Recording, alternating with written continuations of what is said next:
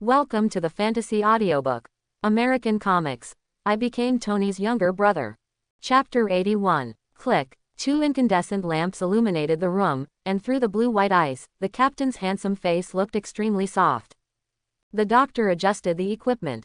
When he thought of the opportunity to dissect this beautiful body, his body trembled with excitement and his face flushed. Rumlow stood behind him, gently opened the buckle with his index finger, held his palms together, and pulled out the holster of the black Beretta 1911. The doctor pressed the switch, and the machine started running with a buzzing sound. He raised the scanner and pointed it at the body in the ice.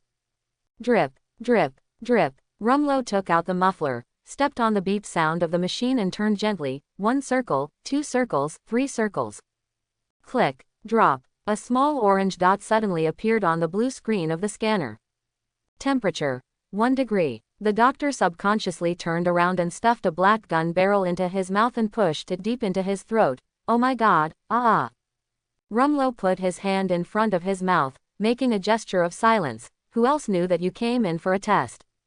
The doctor's eyes widened, and the last trace of blood on his face, which had been pale due to lack of exposure to the sun all year round, disappeared. Why was he pointing the gun at me? Isn't he also an agent of S.H.I.E.L.D.? Is it because of Captain America? Why? He wanted to ask, but the finger on the trigger obviously wouldn't give him the chance. Who else knows that you came in for a test? Gudong. Get it wrong, and you will die. As a member of S.H.I.E.L.D., a doctor also needs to participate in training. He knows very well that if he shakes his head, his gram head will explode like a watermelon. So, he clicked. Puff. The doctor was right, his head really exploded, the brain matter splashed, formed ice slag in the air, and made a crisp and pleasant sound when it landed on the ground. Jingle jingle. Rumlow wiped off the icicles on his face, and said coldly, "Anyway, you didn't spread the result, did you?" The ice squadron leader's eyelids seemed to move. Rumlow opened the door a small crack and knocked lightly on the back of the door. Shooda. Dida. Didida. Monitoring room, stay vigilant, and be ready to evacuate at any time. Fierce and vicious, his ears moved slightly, his eyes swept across the corridor without a trace, and then he pretended to be a little cold, rubbed his hands, and stomped his feet a few times, 2 of which were relatively low-pitched. Bah, h. Receive. The door closed again, and the vicious spirit continued to stomp his feet, shouting loudly on purpose. Shiete, why is the North Pole so cold? No, I have to find a place to keep warm. S.H.I.E.L.D. has hundreds of bases all over the world, and those who can be transferred to guard the North Pole don't need to think about it to know it's not a good deal. The people in the corridor agreed one after another, complaining about the rubbish of their boss and so on together with the evil spirit. In the refrigerated room, Rumlow took a picture of the thermal scanner, edited a text message and sent it out. Minister, the situation has changed. Steve is not dead. Fury has sent someone to respond. You have to speed up. Pierce replied to the text message in seconds, only 3 short words.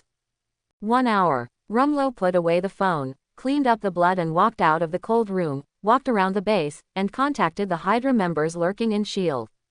In the end, he reunited with Fierce God, went to the monitoring room together, and asked to check the defense of the base on the grounds that he was a 7th-level agent and escorted important items.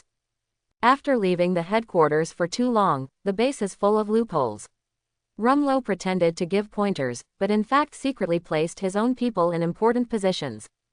The Russian KBG, which was blocked outside the base, called and threatened from time to time, and cars continued to arrive.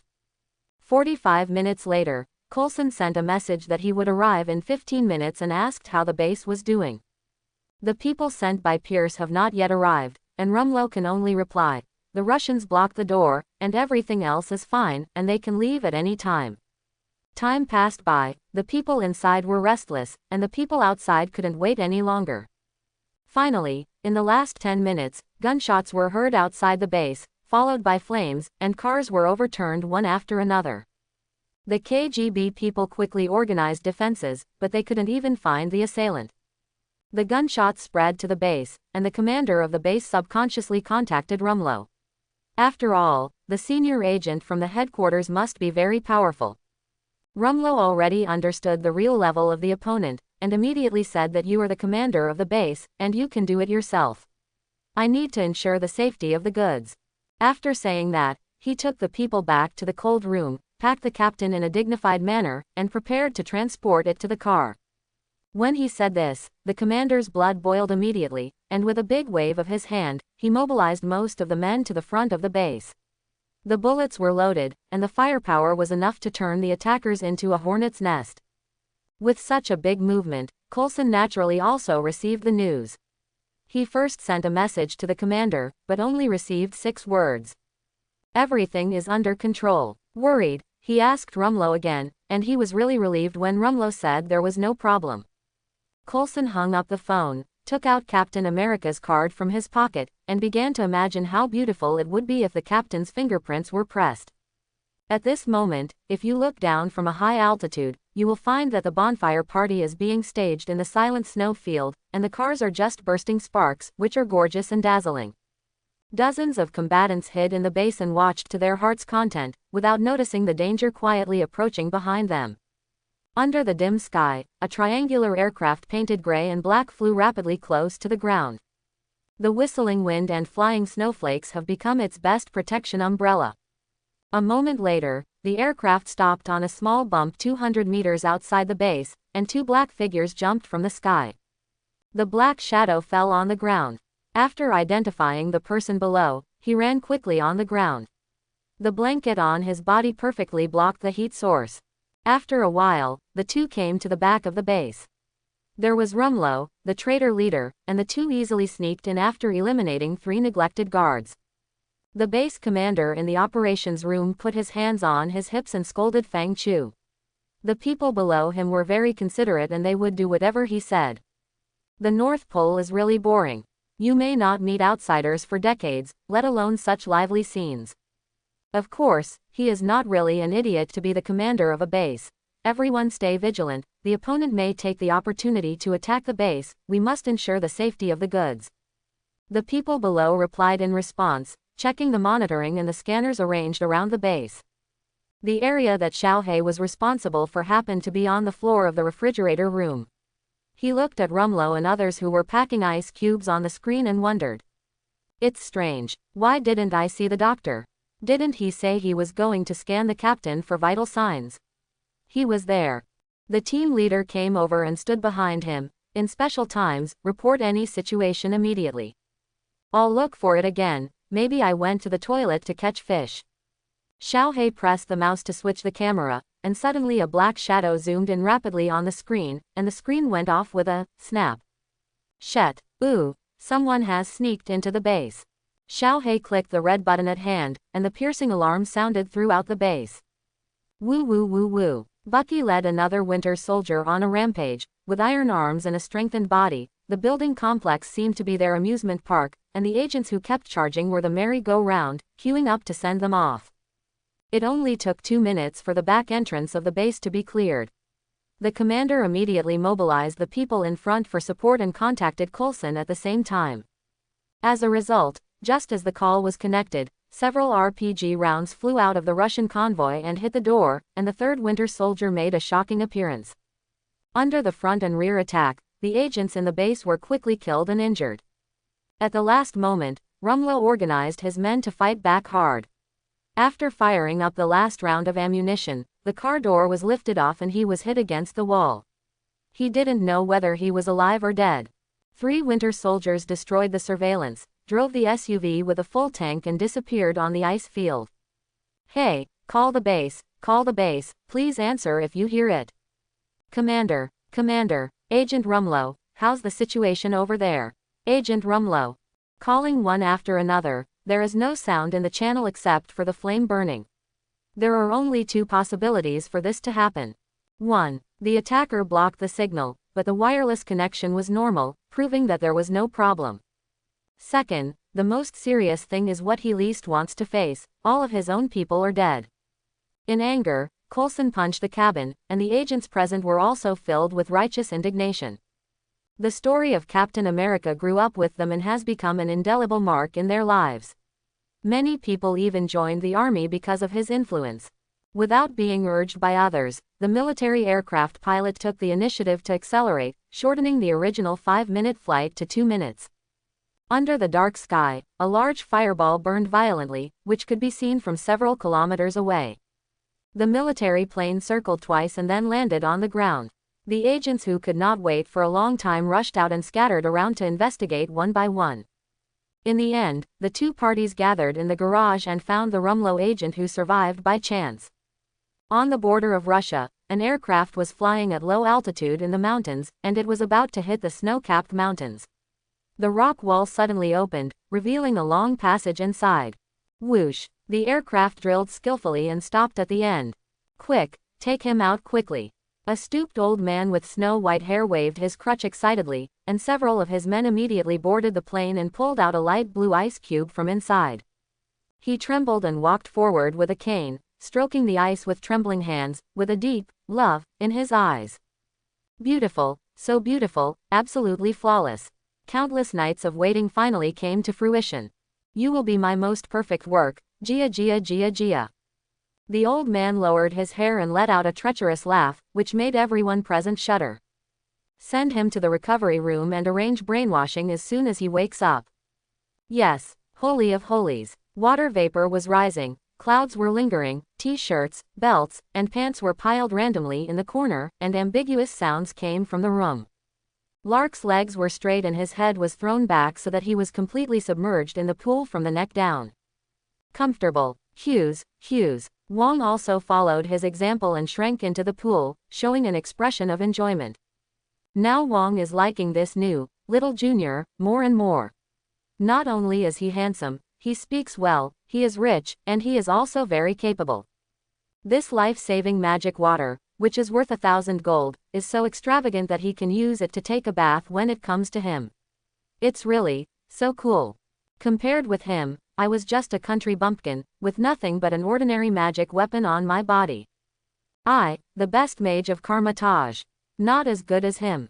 Jingle bell. There was a call from outside the room, and Lark stretched out his hand to draw a circle in the air. His light movements made Wong envious.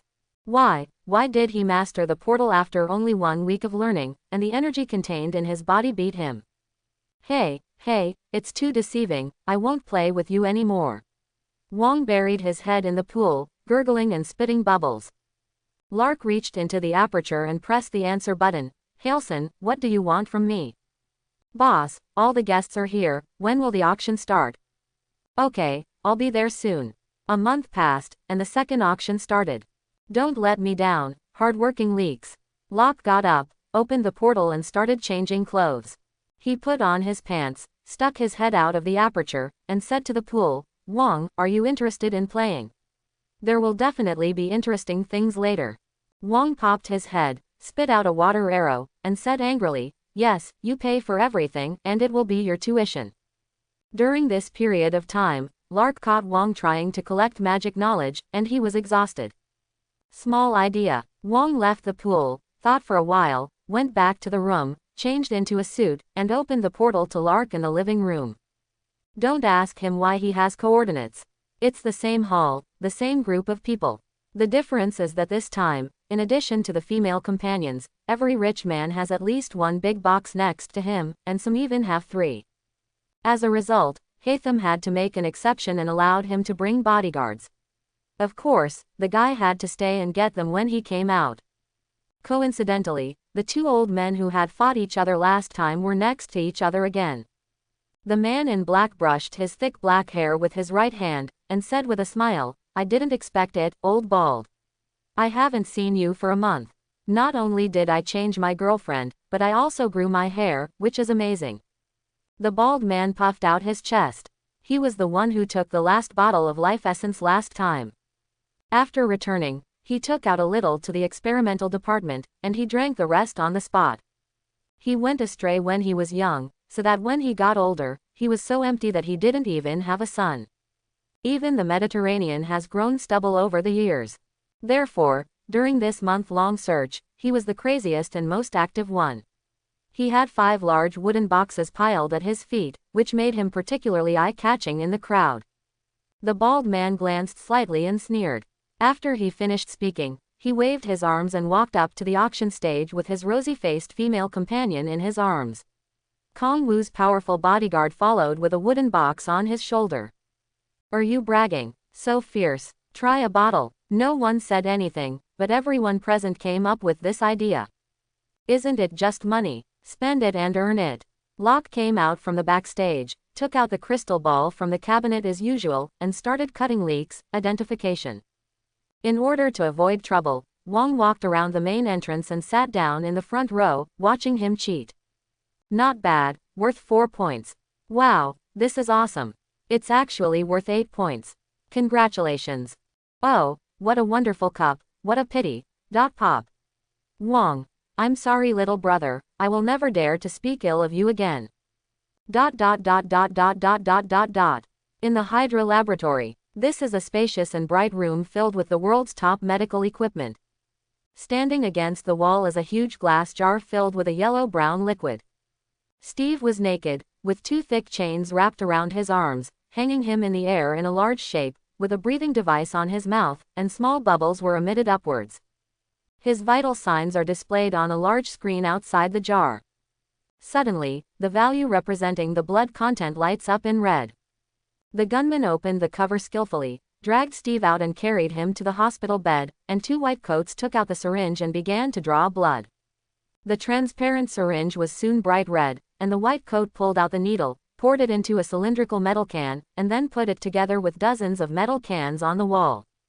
The soldiers put Steve back into the glass jar, injected the nutrient solution, and turned on the testing equipment. Where there is a problem, go and see. The machine suddenly made a crisp sound, and the originally calm white coat panicked for a moment, and immediately rushed to the screen. After analysis, everyone came to the conclusion that Steve was about to wake up. The ward was put on alert immediately. More than a dozen soldiers rushed in and stood in front of the glass jar, with anesthesia bombs ready to go. At the same time, someone was sent to notify the person in charge. Bang, bang, bang. The dull thumping sound echoed in the corridor, much like an iron rod hitting the body, making people unable to scream out of pain. Several weak-looking people in white coats covered their hearts and leaned on the table to avoid falling. Bang, bang, bang, clatter. A pair of carved leather shoes stepped on the door, a dark blue suit with a white shirt, and a small square scarf on his chest, which reminded people of the words gentleman and elegance. The person came with black hair and a straight figure, and an amber gemstone was inlaid on the crutch. He opened his mouth, and his low, treacherous voice echoed in the room.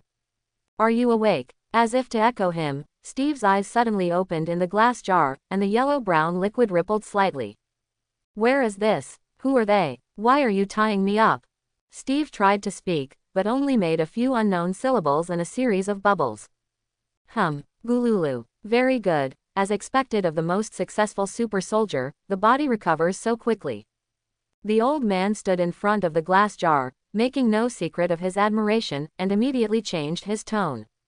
Prepare to brainwash. Yes. XN. Several white coats nodded timidly, not daring to meet his gaze.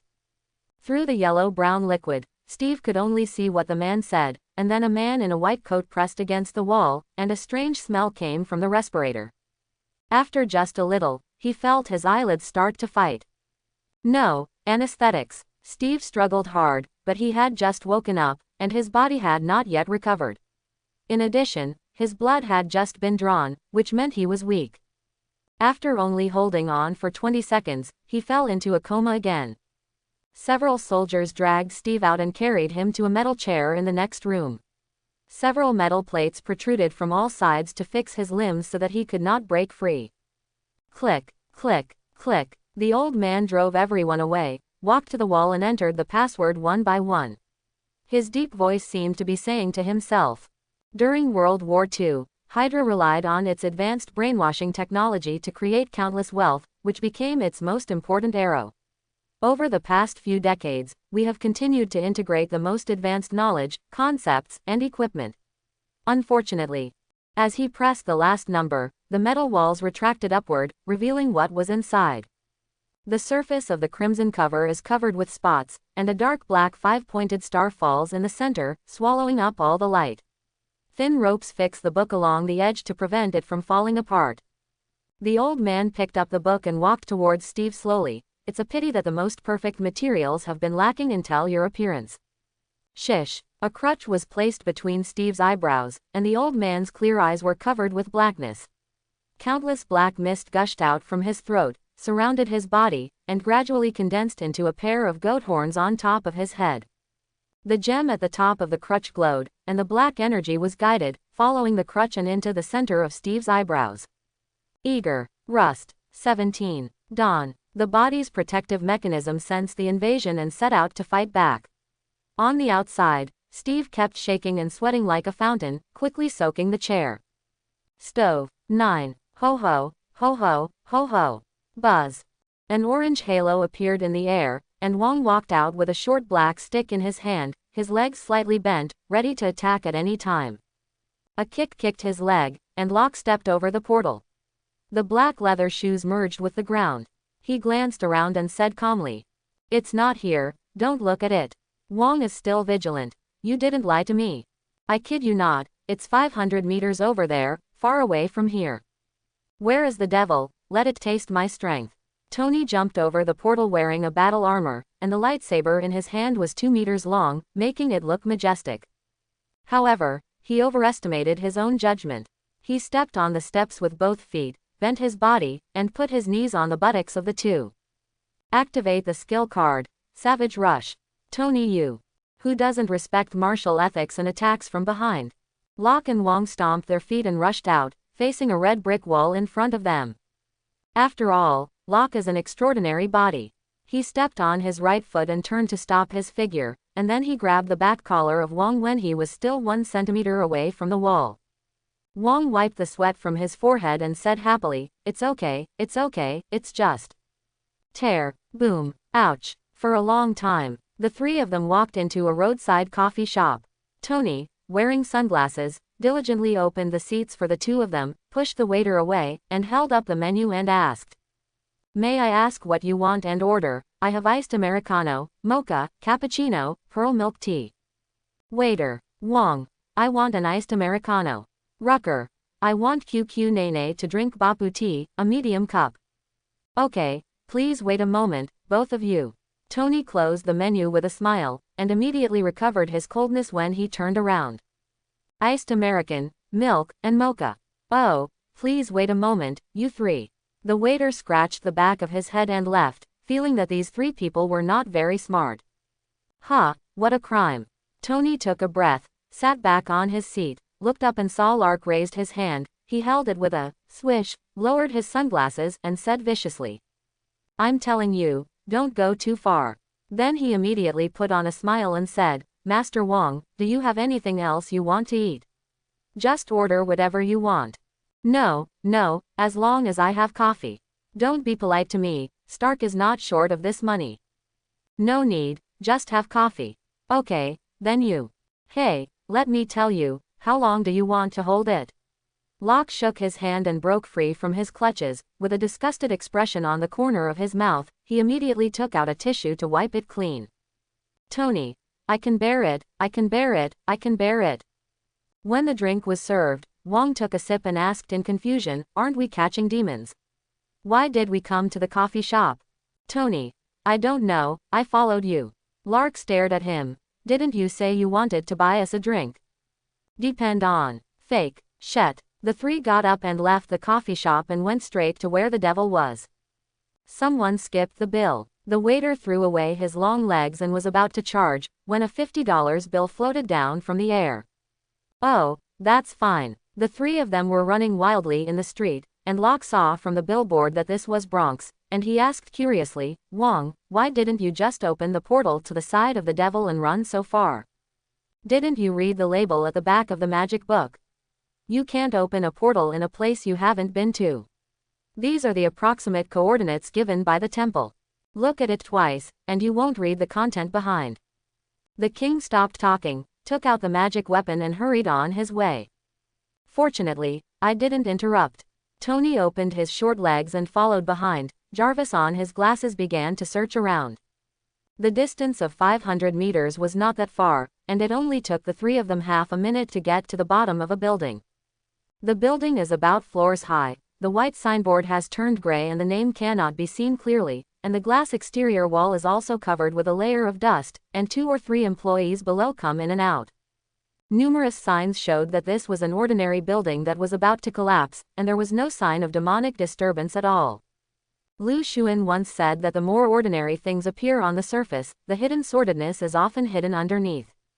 Wang stared at the building, and a shallow light appeared on the surface of the magic weapon. He solemnly said, "I feel the devil's breath, right there." After he finished speaking, he was about to rush up, but was held back by Locke. "Wait a minute, you haven't figured out what's going on up there, so go straight up. What if there are many enemies and you can't beat them?" Locke is right. Let's figure it out first. Anyway, there is no movement inside.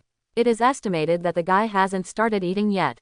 Tony echoed that Jarvis had already begun to invade the building server, and he would soon know what was going on inside. Wang hesitated for a moment, and felt that what they said made sense, so he withdrew his magic power and waited for the result. Tony is full of confidence, and the system for such a small company is not at hand, and it is not challenging at all. Unexpectedly, he had just finished bragging, and Jarvis popped up the architectural model on the glasses. "Boss, there is a problem with the top 5 floors of this building.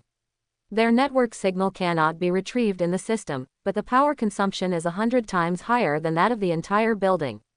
It is speculated that there are high-power devices inside." "Oh," Tony raised his eyebrows, suddenly becoming interested. Physical isolation of networks is a very safe but also very expensive method. Usually only the military and secret departments do this. Looking at the location of this building, it is located on the edge of New York, and it is very convenient whether you go south to Queens, east to New Jersey, or north to Connecticut. You can attack and defend. When Tony told the two of them the news, Lark was even more in a hurry and found another coffee shop to sit down. In the current situation, it is definitely a department that is not afraid of death. After a few blind researches, the demon was accidentally summoned. "Are you hungry, Game?" He is not a babysitter, just rushing to wipe his ass. As long as you appear on the stage at a critical moment, don't let the devil come out to eat the buffet. Wang Shinran agreed that although he was kind, he was not stupid. He had been catching demons for many years, allowing him to see the purest evil and goodness in this world. "Tony, ordinary civilians might worry about it, so forget about it." The 3 of them sat down in the cafe. Lark contacted Hailsham and asked him if he had any information. At the same time, he took the opportunity to release several birds while going to the toilet. Buzzing, the thumb-sized hummingbird vibrated its wings, and soon came to the roof of the building. It was hard to see what was inside the pitch-black glass. The bird flew up to the roof, and found the ventilation duct to get in. "As soon as I came in, I heard a slight scream in the distance." The bird tilted its head to identify the direction, and a golden light flashed on its beak. The bird moved forward again and soon stopped in a room, looking down with its bright little eyes.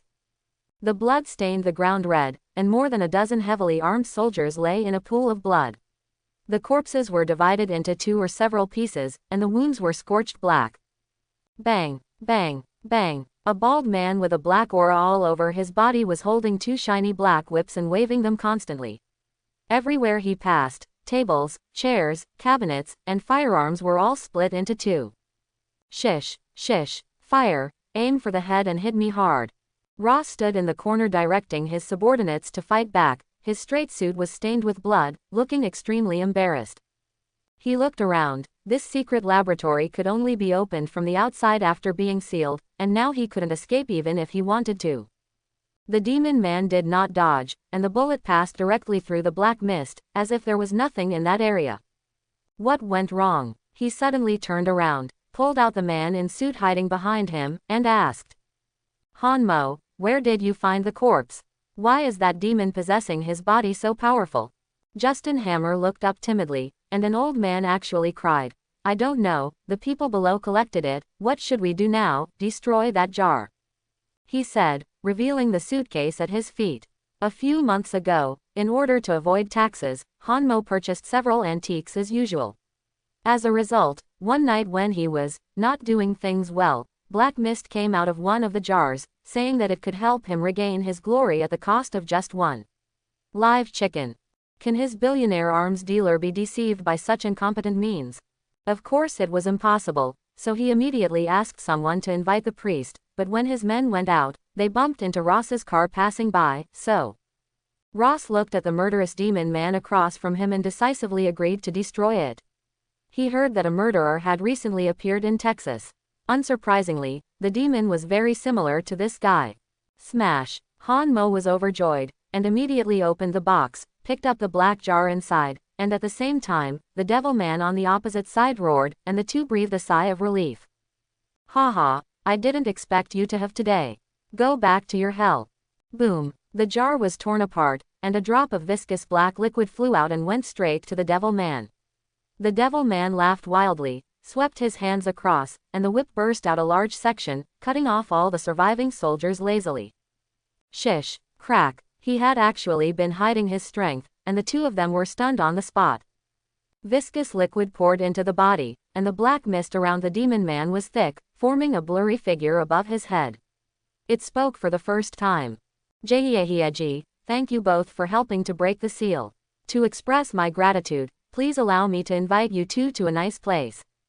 How about you take one with me?" Who? The devil man looked up and saw what he least expected to meet. A golden halo of light slowly rotated on the ceiling. Wong jumped down first in a mage uniform. With a flick of his right hand, an energy whip flew out to entangle the demon man. The demon man kicked his feet continuously, and several corpses flew out to knock the energy whip away. He immediately put his feet on the ground and began to charge. It rushed forward, flicked its right hand, and the long whip swung down in the air, and the stench came over the face. Why doesn't it run away, and why does it come looking for death? The king pulled out his magical weapon and took the initiative to greet him. Yet someone was faster than him. Lark jumped out of the circle of light, and a huge golden whip flew out, easily defeating the black whip and entangling it.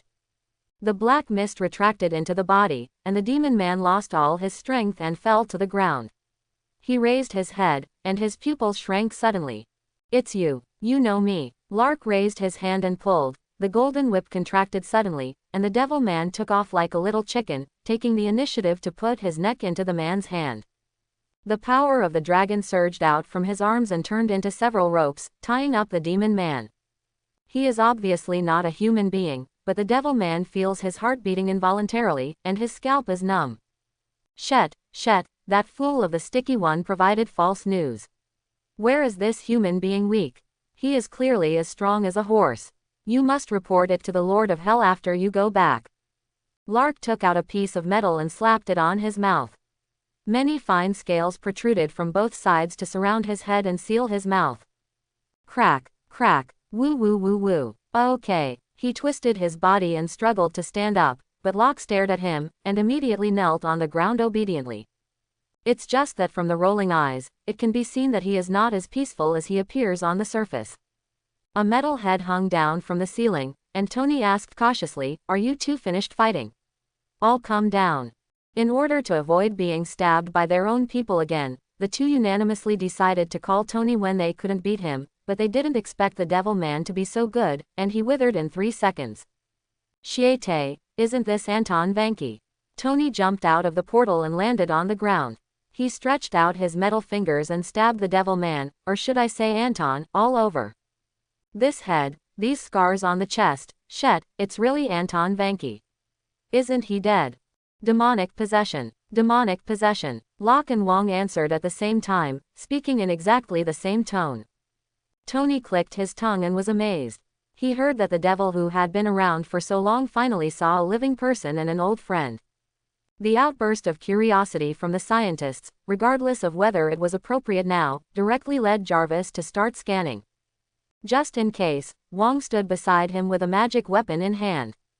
At this moment, Locke had the time to turn around and, "Consulate, our little death experts know in number.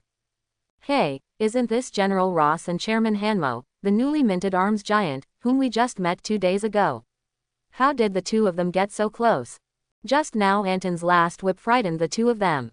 Of course, it was mainly Han Mo who huddled behind Rose, with only his head sticking out. Hearing what Locke said, and the fact that the devil man had been subdued, he immediately shook his head. Hee, Mr. Locke is really good at joking, I'm just afraid of blood splashing on my clothes. As he spoke, he opened his hands and turned around. There was actually no blood on his clothes. In contrast, there was no dark blue spot on Rose's body. "Rucker, I would call you sixth," Ross said. "Thank you," with a straight face, and for whatever reason, Rucker saved him. However, after saying this, his attitude immediately changed 180 degrees, pointing at Anton who was kneeling on him. "You can't take that person away, he is an important asset of the military." Locke snorted coldly, not arguing with him. The old thing belongs to the type that doesn't look back when it hits the south wall. "Tony, Wong, let's go home and let them play by themselves." Lark opened the portal and walked in. Seeing this move made Ross feel a little hot. Think about how cool it would be for the Federal Army to attack directly from the enemy's lair if they mastered such a technology. It's a pity that he can only think about it. The golden whip just now is still in front of him. Okay, why is it gone? I saw Tony and Wong walking into the portal, and the energy whip wrapped around Anton disappeared with them. Anton stood up, twisted his neck with a smirk, and the thick black mist emerged again. His bald head made him look like a big devil at the moment. Gia, old guy, you seemed very arrogant just now." Gudong, Lark, both of them swallowed. Hanmo Ma slipped behind Ross and used him as a shield again. "Haha, Mr. Anton, that Lark has left. You can go wherever you want now, and we will never stop you." Rose still had a straight face. "I can call you a car." "Haha, don't worry, I can still get out if I kill you too." Anton flicked his hands, and the energy whip appeared again. He was about to swing it, but after thinking about it, he dispersed the whip and formed a pair of black gloves, the kind that were as big as a casserole. Bang! "I told you not to sign the contract." Bang! "Call me back." Bang! "And you old thing, what kind of corpses are you looking for?" Boom! After a while, Anton stopped moving, and Ross and the two collapsed on the ground, their bodies swollen like a pig, and their breathing was weak and inaudible. Rubbish! Anton scattered his gauntlet, and this time it condensed into a long knife. Just as he was about to swing it down, a golden halo of light fell from the sky. Shish! Holy of holies! Anton was kneeling on the ground, with an energy rope wrapped around his body, and the end of the rope was in Luck's hand. Tony set up a video camera next to him, preparing to make a documentary about the devil, which can also be used as experimental material by the way. Wong crossed his arms and watched the show. "Lark, you know me." Anton shook his head decisively. "I don't know." Being dishonest, Locke twisted his right hand, and there was a sudden suction force on the rope transformed by dragon power, and the black mist lurking in Anton's body was brought out of Anton's body little by little, and absorbed by the rope. These black mist are the body of Anton. Locke's doing this is equivalent to putting it into a blender and tearing it apart bit by bit, and demons are soul bodies, which are countless times more sensitive to pain. Anton collapsed to the ground trembling. "Ah, the origin of my..." Another knowledge point. Tony immediately asked Jarvis to record it. It took a full minute for Lark to let go of his hand, but at this moment Anton had shrunk into a ball and turned into a drowned rat. "You know me." Anton struggled to open his mouth, and his voice was extremely weak. Recognize, the target of the devil plan." Quote. "What is the demon elimination plan?" Wong asked first. As the magicians of Kamatage, it is their duty to protect the earth from being invaded by dark forces. And this demon plan sounds very abnormal, especially from the mouth of a demon. Tony also stopped fiddling with the camera, and walked to his brother with a serious face, expressing his relationship with actions. Locke gave a look, indicating that there is no need to worry, then turned his head and said, "Tell me, I also want to know how you plan to get rid of me, the devil." As he spoke, he also messed up his hair symbolically to make his image look more devilish. This time, Anton thought for a moment before saying, "A few days ago, all the demons wandering around the earth received an order from Satan, the king of hell, to let us find a human named Lark Stark within a month, and send him to the earth. Kill him, and the winner will get a drop of the blood of the top demon. Depend on." Shet. Wong and Tony swear again. The former is because he knows very well that the difference between the top demon and the low, medium, and high is completely heaven and earth. This kind of existence can only be dealt with by his master Ji Yi. Tony is because this demon is so difficult to deal with. If there are more of the same one, it will make people's scalp tingle just thinking about it. Only Locke is as stable as an old dog, because after absorbing all the mysterious items that night, the gem has evolved again, and the information on the panel is simpler and clearer. Current human gem, broken, level, 2 inches. Maximum absorbable energy level, 3 inches. According to the information he found in the magic book, the upper limit of the remaining demons on the earth does not exceed 3, including Mephisto's clone. In other words, as long as he stayed on earth, he would be invincible, and all the demons that came to him would be useless. Locke took a chair and sat down, and said leisurely, "Tell me about your plan." "We have 2 demons who are connected to an organization called Hydra among your human forces. After discussion, we decided to cooperate internally and externally at the Stark Expo to kill you." Hydra, I seem to have heard of this organization somewhere.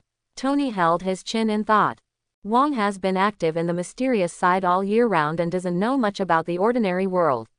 He sets his sights on Tony. For those who have not experienced the events of World War II, they are just a paragraph of text and a picture in a book. Not to mention that Tony was still a promiscuous young man who didn't know where he slept at night. Before he could figure it out, the artificial intelligence Jarvis gave the answer first, but it was all official information found on the internet. Lark followed up, hiding the key information and telling most of the truth, mainly focusing on the Snake and Shield Bureau. As a result, Tony's first reaction was to ask, "Is Hill a Hydra?" After getting a negative answer, he raised his eyebrows at Lark, showing a look that every man could understand. Hopeless. Lark continued the interrogation. "What is the specific plan?" Anton simply continued to sell his teammates. Anyway, Mephisto's real mission was not as simple as killing a person. On the contrary, reveal all the information now, let him make full preparations, and the more people who die by then, the better. Hydra is going to divide its troops into 2 groups and attack the expo and your hotel at the same time. For this reason, they awakened the iron arms frozen in the jar, and brainwashed the extraordinary human being brought back from the North Pole half a month ago. Control. The information was asymmetric. Tony and Wong only understood half of it. They looked at each other and focused on Lark. Lark narrowed his eyes and quickly caught the key words: Iron Arm, North Pole, extraordinary human. The Iron Arm is easy to guess, who else can it be except the Winter Soldier? As for the North Pole and the superhuman, it should be Big Popsicle Steve without accident. But shouldn't he be lying in the old ward of S.H.I.E.L.D.? Why did he end up at the Hydra base? Captain Hydra. Lark opened the portal and pulled over 3 small benches, as well as popcorn and Coke, ready to listen to Anton tell the story. As a result, Anton stared at him. "I don't know. What's the use of you?" Locke was so angry that he got up and pressed his hand on its head, absorbing it silently in his heart. Anton even disintegrated the belt bones and black mist little by little, and poured into his palm. In the heyday just now, Anton was still able to resist 1 or 2, but now he can only watch helplessly as his own origin, together with this demon body, is swallowed up bit by bit. Energy value plus 1,500. Devils are still valuable, compared to those mysterious items that are not enough to fit between the teeth. Lakme turned off the panel, and several pieces of information about the devil flashed through his mind. After this incident, someone might check it out, and there might be some unexpected results. Now that I have learned of the enemy's plan, of course I have to find a way to deal with it and trick the opponent. However, Lark still had one problem that he didn't understand. He sat back in the chair, stuffed a piece of popcorn, tapped his toes on the ground, and asked, "My lord, what do you think their real goal is? I don't believe that the King of Hell sent out so many demons just to kill me, an unknown person." Quote, "Cunning is synonymous with devil." This was the first sentence he read in a magic book. Wang Wenyan breathed a sigh of relief. He smiled and said, "Hee, I was a little worried just now, thinking that you just believed it. How is it possible? I am not a waste of happy education." Tony scoffed abruptly. "Ha ha, you're a scumbag." Locke replied directly, talking too quickly and accidentally sprayed the broken popcorn on Tony's trouser legs. "Smile, whoever said that there was going to be an expo back then is now being watched." Tony shook off the residue on his trousers and retaliated in the same way. After returning, he picked up the small bench and moved it aside, took out his mobile phone, skillfully switched accounts and began to swipe the young lady. "I have convinced you both." The king quickly came out to smooth things over. Before the enemy could attack, don't let your own people start fighting among themselves. Let's discuss what to do first. According to it, in addition to Hydra, there are many demons on the day of the expo. If it is not handled properly, many people will die by then. Hydra is easy to handle. Ask Winston's men to cooperate with Jarvis to keep an eye on those who have recently come to New Jersey and mark all suspects. As he said that, Lark turned around and kicked Tony on the stool. Also, you have to build a few more armors in the past 2 days, just in case. Aha, if we talk about Hydra, Lark still needs to work hard to find them. After all, they are all human beings, with 2 eyes and 1 nose. In contrast, finding demons is just a matter of points. If you choose with your eyes closed, you will get full marks. Locke took a sip of Coke and said to himself, leave the demons to me, and I will find them all by myself. You just need to call more people. After all, except for the 2 of us, we are all ordinary people. Okay, just do what you said. Wong believed in his junior brother's strength. He drank the Coke in 1 gulp, opened the portal to Kamatage, walked away, and informed the teacher of the news. Locke glanced, and opened the portal. Stop pretending, is the mole on her chest so beautiful? 4 times is not enough. Ahem, I don't understand what you're talking about. Tony turned off the screen in a panic, got up and followed to leave the Holy of Holies.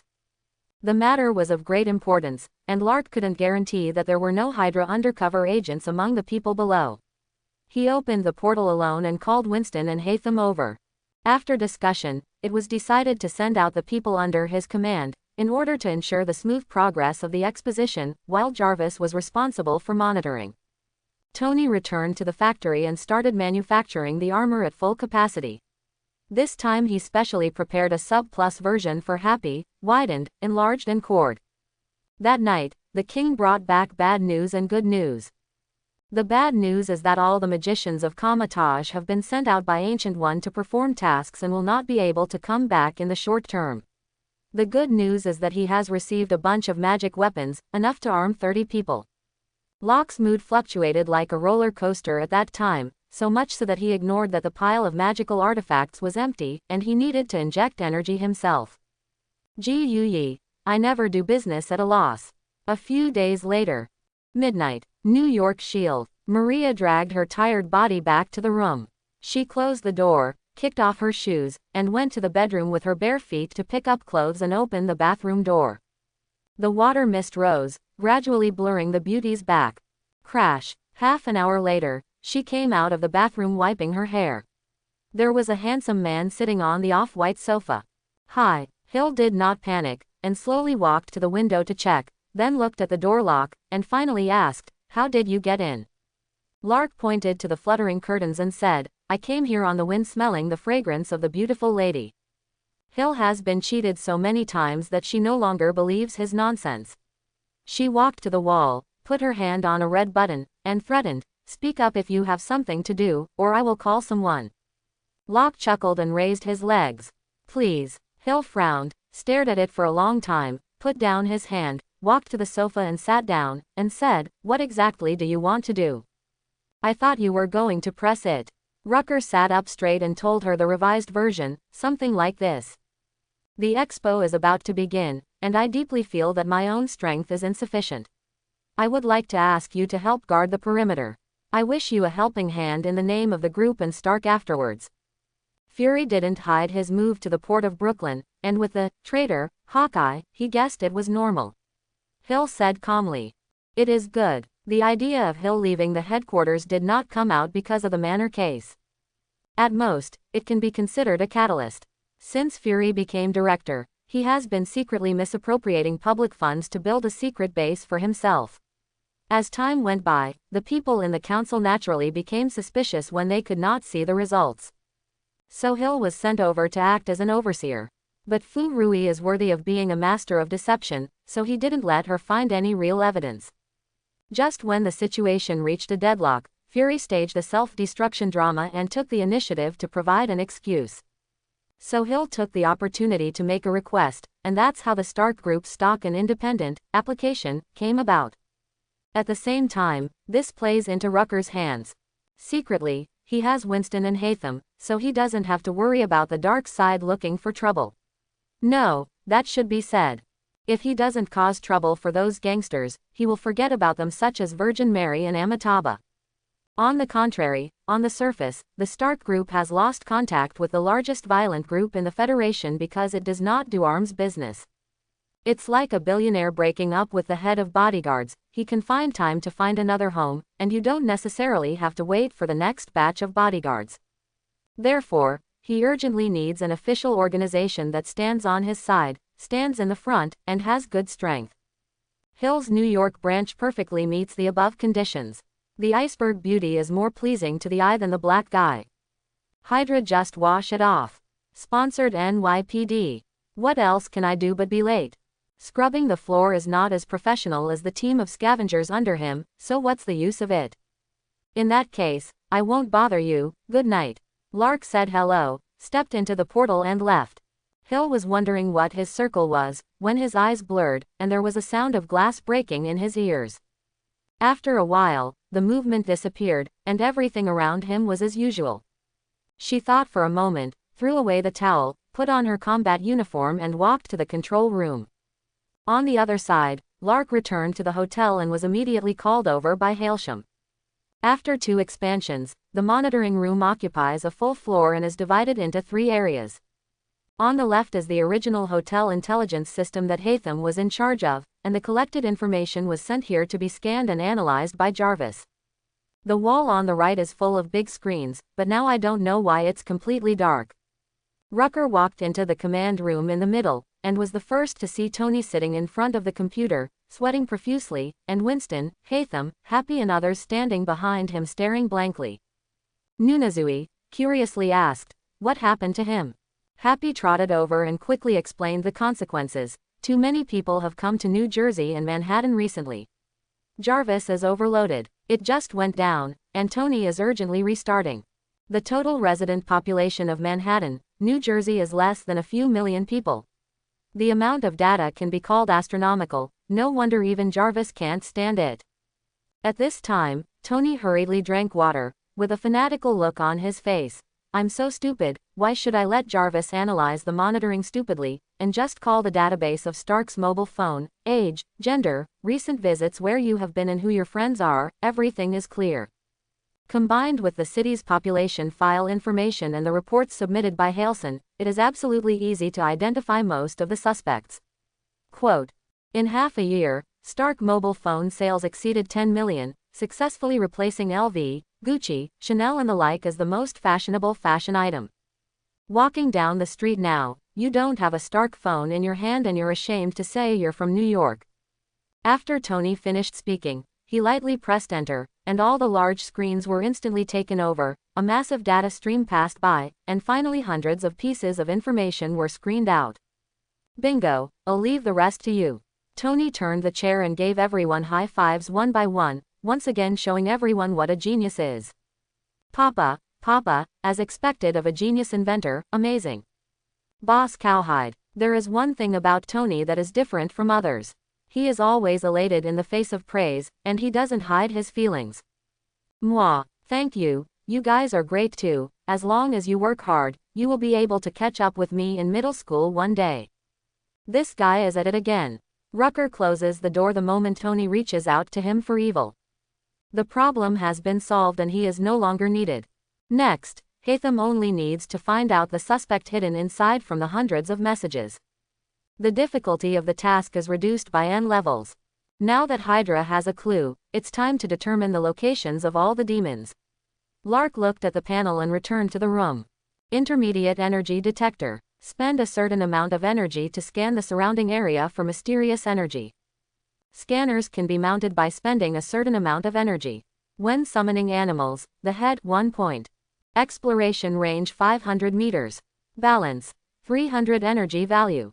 In order to wipe out all the demons at the fair, Lark threw out all his wealth in exchange for 1,000 birds of different species. Scanners were turned on around the clock, allowing them to search Manhattan and New Jersey. Suddenly, Locke's eyebrows twitched, and he closed his eyes and switched his gaze to the bird. Hell's Kitchen. 2 small boats approached the port in the dark, and there were 3 burly men with fierce eyes sitting on them. Someone immediately came over from the shore, chatted and led everyone towards the warehouse in the distance. During the march, gunshots and screams continued to be heard from all sides. In just 1 minute, at least 5 gang members were expected to die. The skin of the 2 people behind them was quickly covered with black, their eyes glowed red, and they swallowed involuntarily. Silu, so many delicious souls. Smell, Gia Gia Gia Gia, full of resentment and tyranny, regret and despair. This smell is really too tempting. No, I can't help it. The man with the scar at the corner of his eye licked his lips, wisps of black mist filled his body. Seeing that he was about to be unable to suppress his desire to eat, the black-haired man walking in front of the line suddenly turned around and punched him on the head. Shut up, you dare to delay the boss's important business, be careful of your soul. Mephisto's favorite thing is to throw demons who disobey orders into the volcano in the middle of hell. The magma inside is so hot that the soul body will be burned if it gets close to it, and the pain will penetrate deep into the bone marrow and last for thousands of years. Scarface shuddered, his eyes regained clarity, and he nodded in fear to express that he would never dare again. The other shrank his neck, not daring to interrupt the whole time. Humph! Ling Lai's eyes swept over the 2 of them, the black-haired man turned around, and the team moved again. Everyone walked into the northeast corner of the warehouse, and the leader fumbled on the wall for a while. The ground was cracked, revealing the downward passage. A man in a suit and leather shoes stood guard in front of the passage with several subordinates. When he saw someone coming, he gave a noble salute and said, "Dear friends, you are finally here. Please." Quote. As he spoke, he gave up his position, and the guards retreated to the sides consciously, standing solemnly. A layer of black mist covered the eyes of the man in black, and as he swept around, the soldiers hiding behind the metal wall had nowhere to hide. After a while, the black mist disappeared. You hypocritical human beings, I really don't understand why she is willing to protect you. Lead the way. Who is she? The man in the suit wrote down the title, still smiling on the surface and leading the way, not taking his sarcasm to heart. Passing through the corridor, everyone came to the last room, pushed the door and entered, and several rays of light were cast on the ceiling, forming a virtual map of Manhattan and New Jersey in the middle. Accuracy is measured in meters. Next to it was a large screen with a man in a clown mask, and a voice-changed voice sounded. Welcome, friends from hell, this time the target is strong, so I can only wrong you for the time being, and stay in this underground base temporarily. The man in the suit was not interested in talking to the dying man, so he directly asked how to attack the fair. The general goal of both parties was determined before coming, to kill the Stark brothers. This time we mainly discussed the details. Both sides had their own hidden agendas, and both believed that they had an absolute advantage, so the plan was quickly released. First, Hydra people attacked the hotel and attracted the attention of Stark and the police. After they were attracted, the people lurking in the venue were responsible for causing riots and creating opportunities for people outside. The Iron Arm cooperates with the gun to deal with the Jaguar, and the demon is responsible for getting into the armor and controlling the humans inside. Once the 2 big killers are controlled, those brothers will be lambs to be slaughtered, at their mercy. At that time, with the armored Hydra, world domination is just around the corner. Thinking of this, the man in the suit blushed slightly, and his body trembled slightly. After the plan was settled, the man in the suit sent them to the lounge. After closing the door, the man in the suit glanced around, summoned a black mist to cover the 3 of them, took out a black stick, and uttered low-pitched demonic language. After entering the expo tomorrow, we will cooperate with other similar species and hunt humans with all our strength. We will need at least 2,000 souls and corpses. Do you understand? Captain, what should we do if those mages ran out to make trouble halfway? Our strength on Earth is being suppressed. Yeah, I can't beat it. Don't worry, the King of Hell has already taken care of that bald woman, and her men can't come. Clear. That's good. Outside world. The bird hovered over the warehouse but did not enter. It was stuck 500 meters away and stopped on the roof of the building in the distance. After a while, the aura in his eyes disappeared and he returned to his normal appearance. The line of sight switched one after another, and Lark searched for traces of 15 demons in Central Park, the border of the Bronx, and around the New Jersey factory. By the way, he also discovered that 3 of them contained a large number of mysterious items, and the densely packed hints made the bird dizzy. It turns out that if a person is handsome, God will really reward him with food. After a long time, there was still no trace of Captain Hydra and the Winter Soldier. Lark looked back regretfully and went to the living room to punch and practice dragon power. The next day, the pure white clouds floated in the sky, blocking the big fireball in the sky and casting a little shade on the earth. A long line of SUVs escorted 2 Rolls-Royces, drove out of the basement, crossed Fifth Avenue in Manhattan, and headed straight to the Stark factory in New Jersey. Countless homeless people walked out of the cardboard boxes they depended on for a living and walked in the dark alleys. They did not stop until the convoy drove onto the bridge. At the same time, Hill also followed with a large team, with the logo of S.H.I.E.L.D. printed on the car body. Fury, who was huddled in the port, received the news and set off cursing, ready to ask her. "What do you want to do?" The Manhattan Bridge, leading to the Stark factory, has become visibly congested. There are not only 3 security checks in the short 2-kilometer journey, but also a police car patrolling the roadside every 2 minutes. Through the car window, you can see that they are all holding long guns and wearing body armor. It may seem a bit exaggerated, but it is nothing compared to the hundreds of jobs and tens of billions of taxes that Stark Industries contributes to New Jersey every year. 15 minutes later, a large building complex appeared in front of us, and the parking lot at the entrance was already full, so that people who came later could only park on both sides of the road. Luckily, no police posted tickets today. Many small vendors sensed business opportunities and drove their food trucks over. The breeze blew through and the air was filled with attractive aromas. The convoy entered the factory, and when it was Rolls-Royce's turn, a black SUV drove up from behind, with the windows down, and Iceberg Beauty Hill sitting in the passenger seat. Just as she was about to speak, another black SUV arrived. When Fury opened his mouth, he saw Lark drop the car window, and abruptly held back the questioning words. He pointed to the eagle logo and the letters S.H.I.E.L.D. on Hill's body, and said euphemistically, "Commander Hill, it seems that your car has the wrong logo painted on it. I have a few cans of FB1 here. Would you like to help you change it?" Now that he has decided to pull her aboard, Locke naturally can't just do nothing. The bald eagle, the national bird, matches this string of letters. "I think it looks pretty, so there's no need to change it." He's right, it's pretty nice. Shit, when did these 2 people get together? Fury has been an agent for decades and is also an old hermaphrodite. He instantly understood the hidden meaning of this sentence. Then he panicked. Hill needed the headquarters to provide manpower, equipment and other materials before, but now with Stark's support. "Don't you want to leave the headquarters immediately?" "No, New York, as the center of the world economy, will never allow it to escape my control." Fury frowned and thought about what reasons should be used to ask Hill to give up. Yuan devouring beast. No. Skrulls. Nope either. Secret base. He was still distracted. Harper, who had received the news from the factory, came out with a dozen security guards, blocking his SUV. There is no room for 2 tigers in one mountain. This position has already been reserved by Locke, so how could he give it up to others? Happy. Work. Understood, boss. Happy saw that he was not pleasing to the eye. With a big wave of his hand, a bright yellow forklift drove out of the factory. The 2 spikes became extremely bright, and the cold light flickered. Judging from this posture, Happy planned to give him a ride if he didn't leave. The motorcade was blocking the door, which had long attracted the attention of the vendors. Now that they saw this formation, they were all lying at the window waiting to watch the show.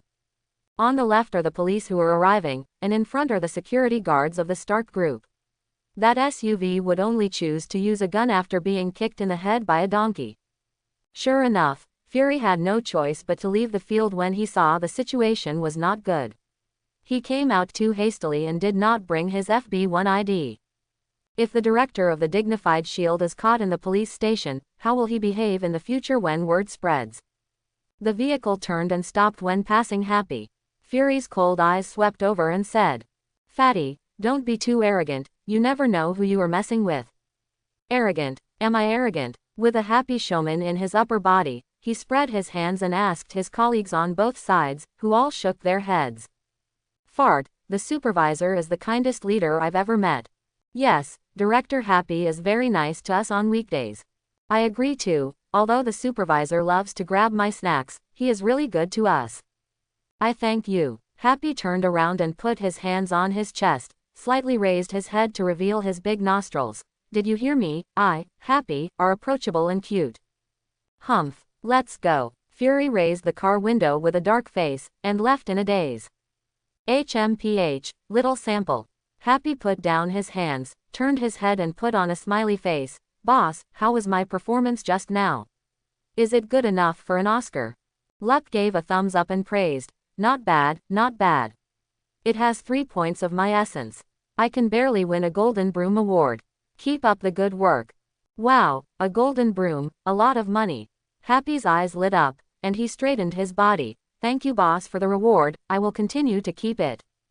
Luck turned his head. I'll leave the perimeter to you, Commander Hill. If you have anything to do, contact Happy directly, and he will take care of it for you. Hill's expression was not so cold at the moment. She nodded. It is good. The convoy started again and entered the factory. Hill got the layout plan from Happy and immediately led his men to establish checkpoints at weak points such as the entrance and the seaside. At the same time, he sent plainclothesmen to blend into the crowd in case of emergency. Sunset. The men who came home rarely reached a united front with their children, urging their wives' mothers to hurry up, because it was too late to watch the performance of the girl group Iron Man. The wives couldn't resist the urging and could only leave in a hurry. Such a scene happened simultaneously in thousands of families in New York. Brooklyn. Eleanor stood at the door, leaning on the wall with her left hand, and picked up a pair of whitewashed flat shoe covers with her right hand. She didn't see her daughter, and she looked up and shouted, Kate, come down quickly, we won't be able to catch the bus. Mom, Garfield is gone. Kate's anxious voice came from upstairs. She ran to the stairs, stuck out her little head, and shouted, Mom, look to see if Garfield is down there, I can't find him. It wasn't in your room just now. Go look under the bed. Really, I'll go take a look. Kate stomped and ran back to the bedroom, and sure enough, she found a big tangerine curled up under the bed. She pouted and rebuked. HMPH, Garfield, you are so bad, you hide every time. Garfield was unmoved, and rolled his eyes at her. Meow. Kate pouted her buttocks and got under the bed, and her little hands skillfully grabbed the back of the big orange's neck, and lifted it out. She walked downstairs with Garfield in her arms, and kindly wiped off the dust on its fur, but she turned her hand upside down. While licking the fur with tears in her eyes, Garfield stretched out his little claws and hit her. Meow meow meow. Bad guy, next time I go out like this, I won't take you with me. Meow meow meow. Hey, Mom, did you bully me again? Eleanor reluctantly took Garfield from her daughter and showed her how to groom the cat correctly. When Garfield showed an expression of enjoyment, his eyes went dark. Meow meow meow. Garfield popped out his claws and let out a demonic roar. Cunning humans, let you taste my cat. Woo. Eleanor turned the backpack in front of her, opened the middle zipper, and Garfield squeezed his little head out with difficulty. Meow meow meow. HMPH, even if you are acquainted, you also know how to call my great. Okay, let's go, let's go, let's go. Kate walked out excitedly, holding Eleanor's hand and bouncing on the street, grabbing Garfield's head from time to time. I really hope she can continue to be so carefree. Eleanor looked at Kate, with heartache flashing in her eyes. At this time, passing by an alley, Kate stopped and said hello to the homeless man inside. This frightened Eleanor, and she quickly left with her daughter in her arms. She stopped after running far away, took Kate's hand, and said seriously, you are not allowed to greet people casually in the future, do you hear me? Why, I think the homeless uncles are very good. The last time those people came to our house, it was the homeless uncle who drove them away. Oops, I spilled the beans. As soon as she said it, Kate immediately covered her mouth, her big eyes looked around and around. No wonder I didn't see them, no. Eleanor put on a straight face, showing the majesty of a parent. Tell me, what's going on? Kate also wanted to learn from the ranger in the movie, but she refused to do so, but she overestimated her defense and was quickly defeated by Meow Meow's iron fist. She slapped Garfield's head hard in retaliation, and said with a sullen mouth, Uncle Tramp said Brother Luck gave them a sum of money to help us when we are in danger. Gone, gone. Eleanor looked at Kate with intense eyes. She knew exactly what kind of homeless people they were, and the degree of danger was a little lower than that of gangsters. And that Lark is not necessarily a good person. I can't contact them in the future, do you hear me? I know, Mom, let's go quickly, or we'll miss the bus. The laughter stopped and the two continued on their way. Soon, the bus bound for New Jersey arrived. Eleanor was about to get on the bus but found that her right hand fell behind her. Kate got stuck behind a public seat and held Eleanor's hand tightly. Her eyes were frightened, her face was pale, and her body was shaking all the time. Mom, no, you can't get in this car, it's scary. Hiss, it's dangerous. With the lessons learned from last time, Eleanor immediately picked up Kate and ran away. Neither of them noticed the flash of surprise in Garfield's eyes. You're crazy. If you don't want to sit down, why are you blocking the bus and wasting time? The fat black driver cursed angrily and closed the door. He kicked the accelerator to the bottom and the passengers fell down like wheat. Shet, can you drive? I'm going to the company to complain. Wait and go to jail. Shut up, a group of poor people who can't afford a car. In the corner, the hooded man withdrew his eyes and continued to swipe his phone, and the black glow under his skin flashed away. Who? Eleanor held Kate in her arms and ran, until the last bit of her strength was drained out and she stopped against the red brick wall. The whitewashed flat shoes have finally completed their mission, degumming and a big tear. Out of danger, Kate had recovered. She put her arms around Eleanor's neck and asked in a low voice, Mom, are you okay? I'm okay, just take a few breaths and I'll be fine.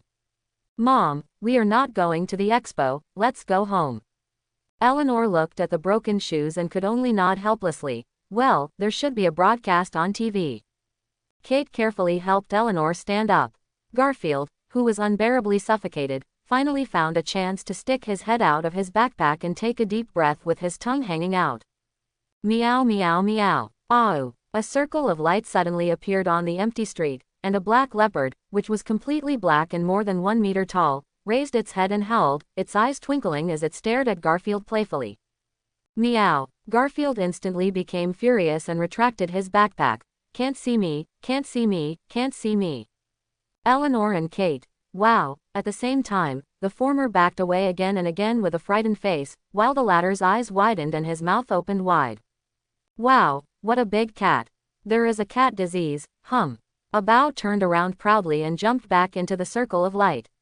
Locke just appeared in the circle of light at this time. He rewarded a certain guy with a chestnut, and said to the two of them, I'm sorry, Abao is quite naughty, it didn't scare you guys, did it? Mr. Rucker, Brother Luke.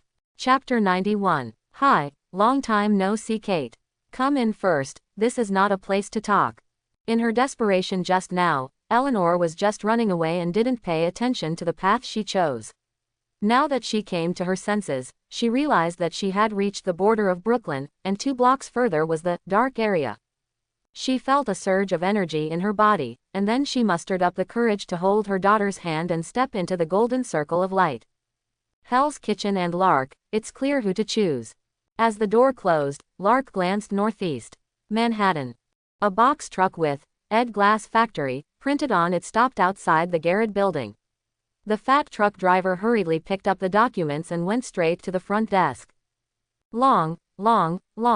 Hey, did your building replace a batch of tempered glass half a month ago? The young lady at the front desk asked doubtfully. Yes, you delivered the goods last time. What happened? The driver shouted, thank you, and immediately took out a copy of the document and put it on the table. It said that there was a problem with the glass raw material and would break under high temperatures. After discussion, the glass factory decided to replace a batch for free. The driver took out another document with the signature of the building manager, agreeing to replace it and asking them to work overnight. The young lady sighed with emotion, I'm so rich, and immediately took her bag and left work happily. Done. The driver put away the documents, glanced at the brightly lit hotel next door, walked out of the building, and tapped on the back of the truck. Bang bang. Work done. I know, caca. A response came from the carriage, and then the door was pushed open from inside, the tailgate fell, and several employees wearing the uniforms of Ed Glass Factory walked out. At this time, the second truck arrived. Some people drove forklifts to unload the goods, while others used tools to remove the defective glass. Their movements were professional and smooth. Several cameras adjusted their angles and pointed them here. How did the result come out?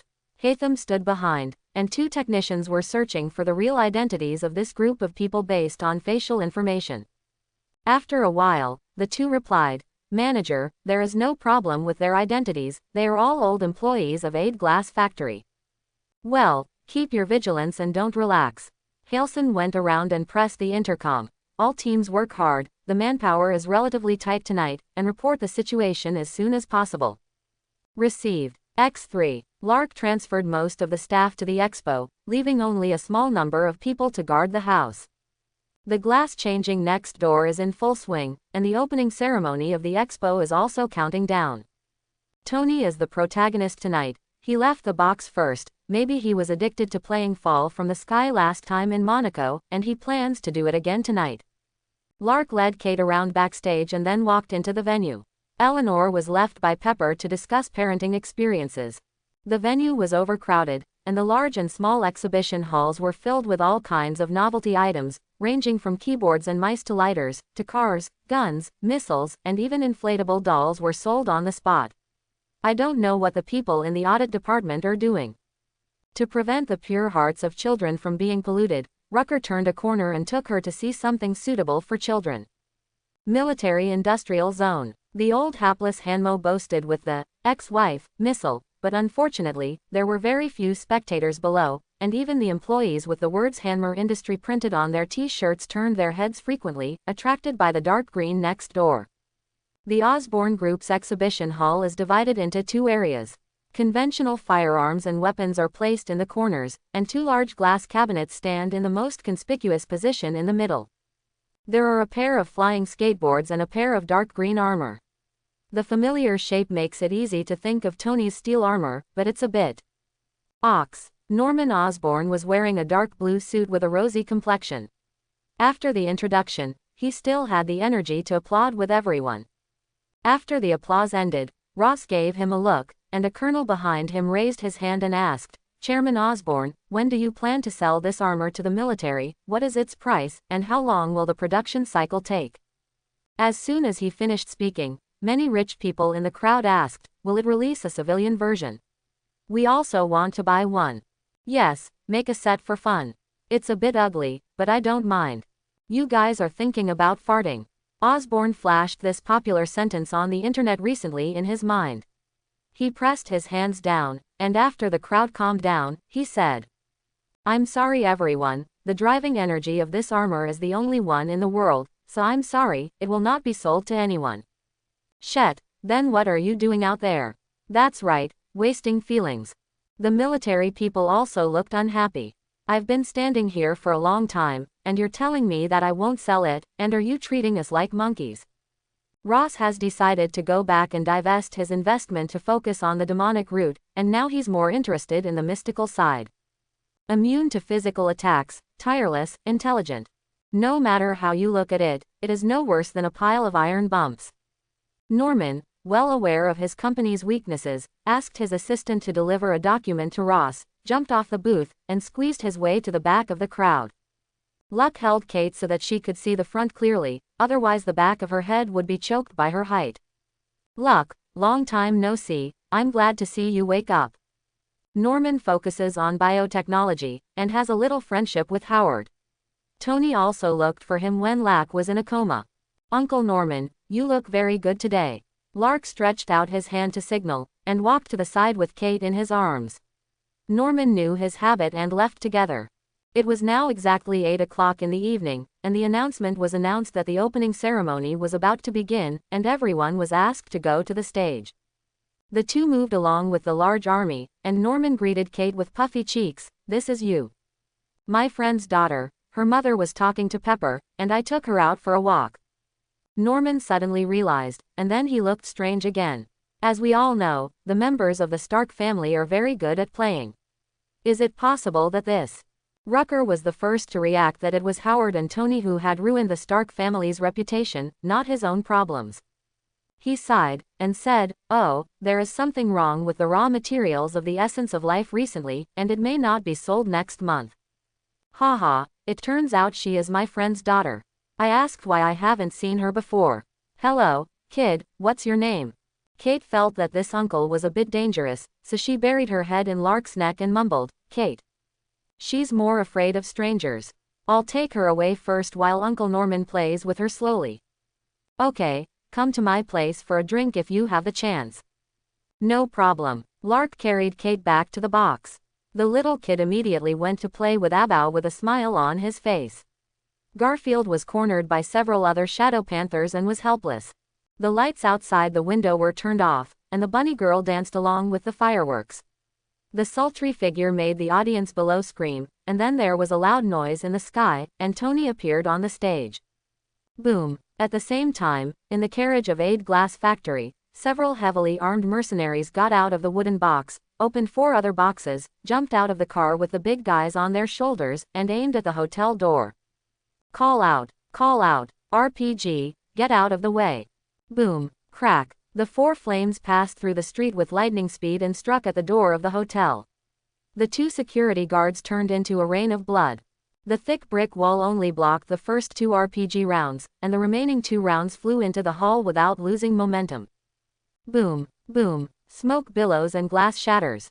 Vehicles parked outside were shaken and sirens blared. Drip, drip, drip, drip. What? The employees of Aid Glass Factory fled along the crowd, and the street was suddenly in chaos. Several cars lost control and hit passers-by, causing even bigger riots. In the control room, Halson did not panic. He was the first to cut off the power supply to the elevator, and then ordered the lights to be turned off to plunge the hotel into darkness to avoid becoming a target. He pressed the intercom. "Group A, Group B, hold on to the second floor, don't let them rush up. Group C, Group D, go upstairs to occupy the high point.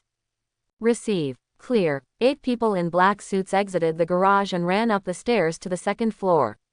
4 people took out the iron plate prepared in advance from the room and put it on the stairs, and then used heavy objects to hold it. The other 4 people were distributed in the corridor, staring at the window. The 2 groups of CD ran to the upper floors, pulled over the table, mounted heavy weapons, opened the corner of the curtain, aimed directly at the bottom and fired directly, and the blue flame ignited the night sky. Da da da da. The mercenary did not expect the opponent to be so fierce. He launched heavy firepower without saying a word, and lost 2 teammates in a hurry. The rest immediately retreated to the building, using the floor to block their view. Both sides knew that this battle had just begun. The machine gunners quickly changed their ammunition belts and were ready to suppress fire at any time. On the other side, the mercenaries launched 2 trucks, separated from the left and right to circle the building, stuck the accelerator with something and then jumped out of the car. The front of the car collided and dumped in the middle of the road, forming a bunker.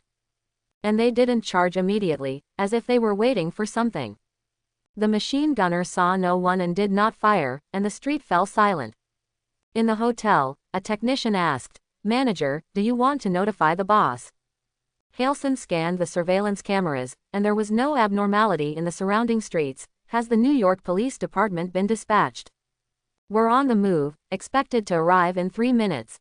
Then wait, don't notify the boss yet, the opponent is in a hurry. Clear. At the same time, Hill, Fury, and Manhattan Police Chief Colo, who attended the expo, received news simultaneously.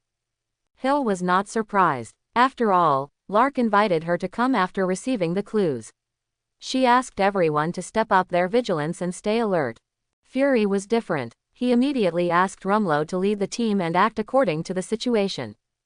If the hotel wins, it's right to watch a show. If the hotel loses, you will become a messenger of justice to help you repel the enemy. It's normal to lose some flowers and plants, and the crystal ball disappears. You won't blame me, right? Rumlow. That's so sweet of the director. Kei Luo hurriedly left the auditorium, found the security personnel to explain the situation, passed 3 patrols all the way, and the 2 came to the box. Dong dong. Enter. Boss, this gentleman said. I know, you go down first. Lakey raised his glass. Director Kei Luo, come in and sit down. Kei Luo was a little hesitant, not sure what the situation was now. Your family is almost gone, and you are still in the mood to drink. He walked into the room and was blinded again by the jaguar running around. What a big cat. Luck moved his buttocks, picked up the bottle and poured wine for Kolo himself. Kolo immediately held the glass with both hands, for fear of spilling. Mr. Stark is too polite, I should pour you a drink. It's just a glass of wine, it's not a big deal. Luck smiled, and raised his glass as a gesture. Try it, if Director K. Luo doesn't mind it, I'll send you 2 bottles later. K. Luo glanced at the wine label, and said in his heart that he didn't dislike it. No, he didn't dare to take it. He didn't dare to take it. The 3-year salary for a bottle of wine was too extravagant. He took a careful sip. There was a slight sourness at first, then a rich fruity aroma burst out in his mouth, and he carefully tasted the faint floral aroma inside. Chloe had never had such a good drink, and couldn't help but take a few more sips. He didn't come back to his senses until the glass was empty. Why did I forget the important thing? K. Luo quickly put down the wine glass, suppressed the embarrassment in his heart, and said, Mr. Lark, I received news that someone attacked your hotel. The attackers fired very hard, unlike ordinary robbers.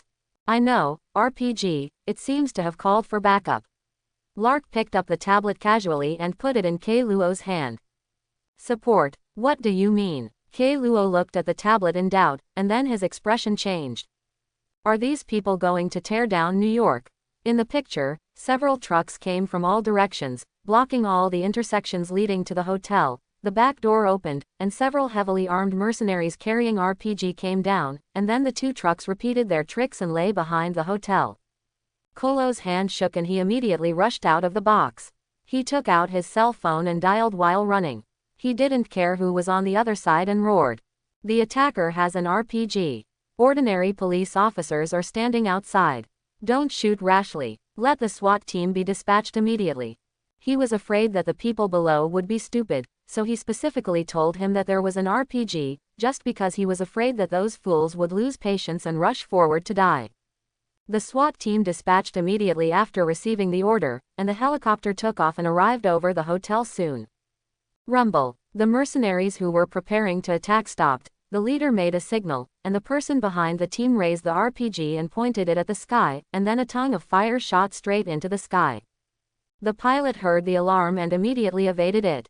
Unfortunately, Stark Industries' weapons were not comparable to the shabby goods like Hanmo.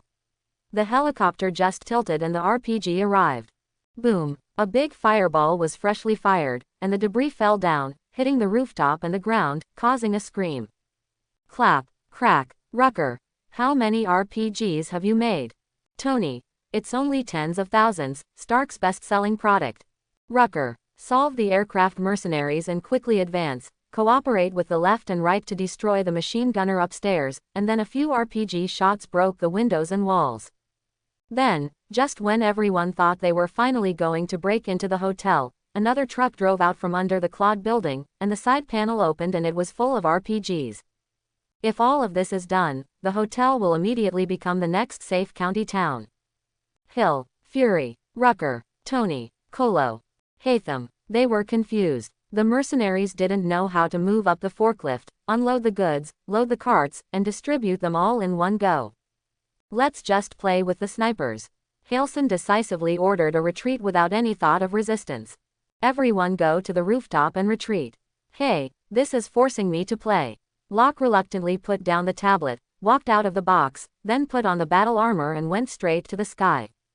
Boom! The moment he rushed out of the venue, several text messages that had already been edited were sent out through the base station. The glass of the buildings around the hotel suddenly shattered, and several RPGs flew out, blowing up the 15th floor of the hotel and blocking everyone below. At the same time, mercenaries on the road rushed into the hotel with guns and attacked from bottom to top. In a short while, the situation took a turn for the worse. Hyerson and others were attacked from both sides and became lambs waiting to be slaughtered. From the perspective of those who know the details of the hotel, this wave of mercenary strategy is really looking for death. If you want the crystal ball and mysterious items inside, you should just break into the hotel just now. Why delay time and show so many RPGs? If their previous attack on the hotel was considered a robbery, it was under the jurisdiction of the Manhattan Police Department, and at most FB1. But when that car of RPGs appeared on the street, the nature changed completely. It was a premeditated terrorist attack.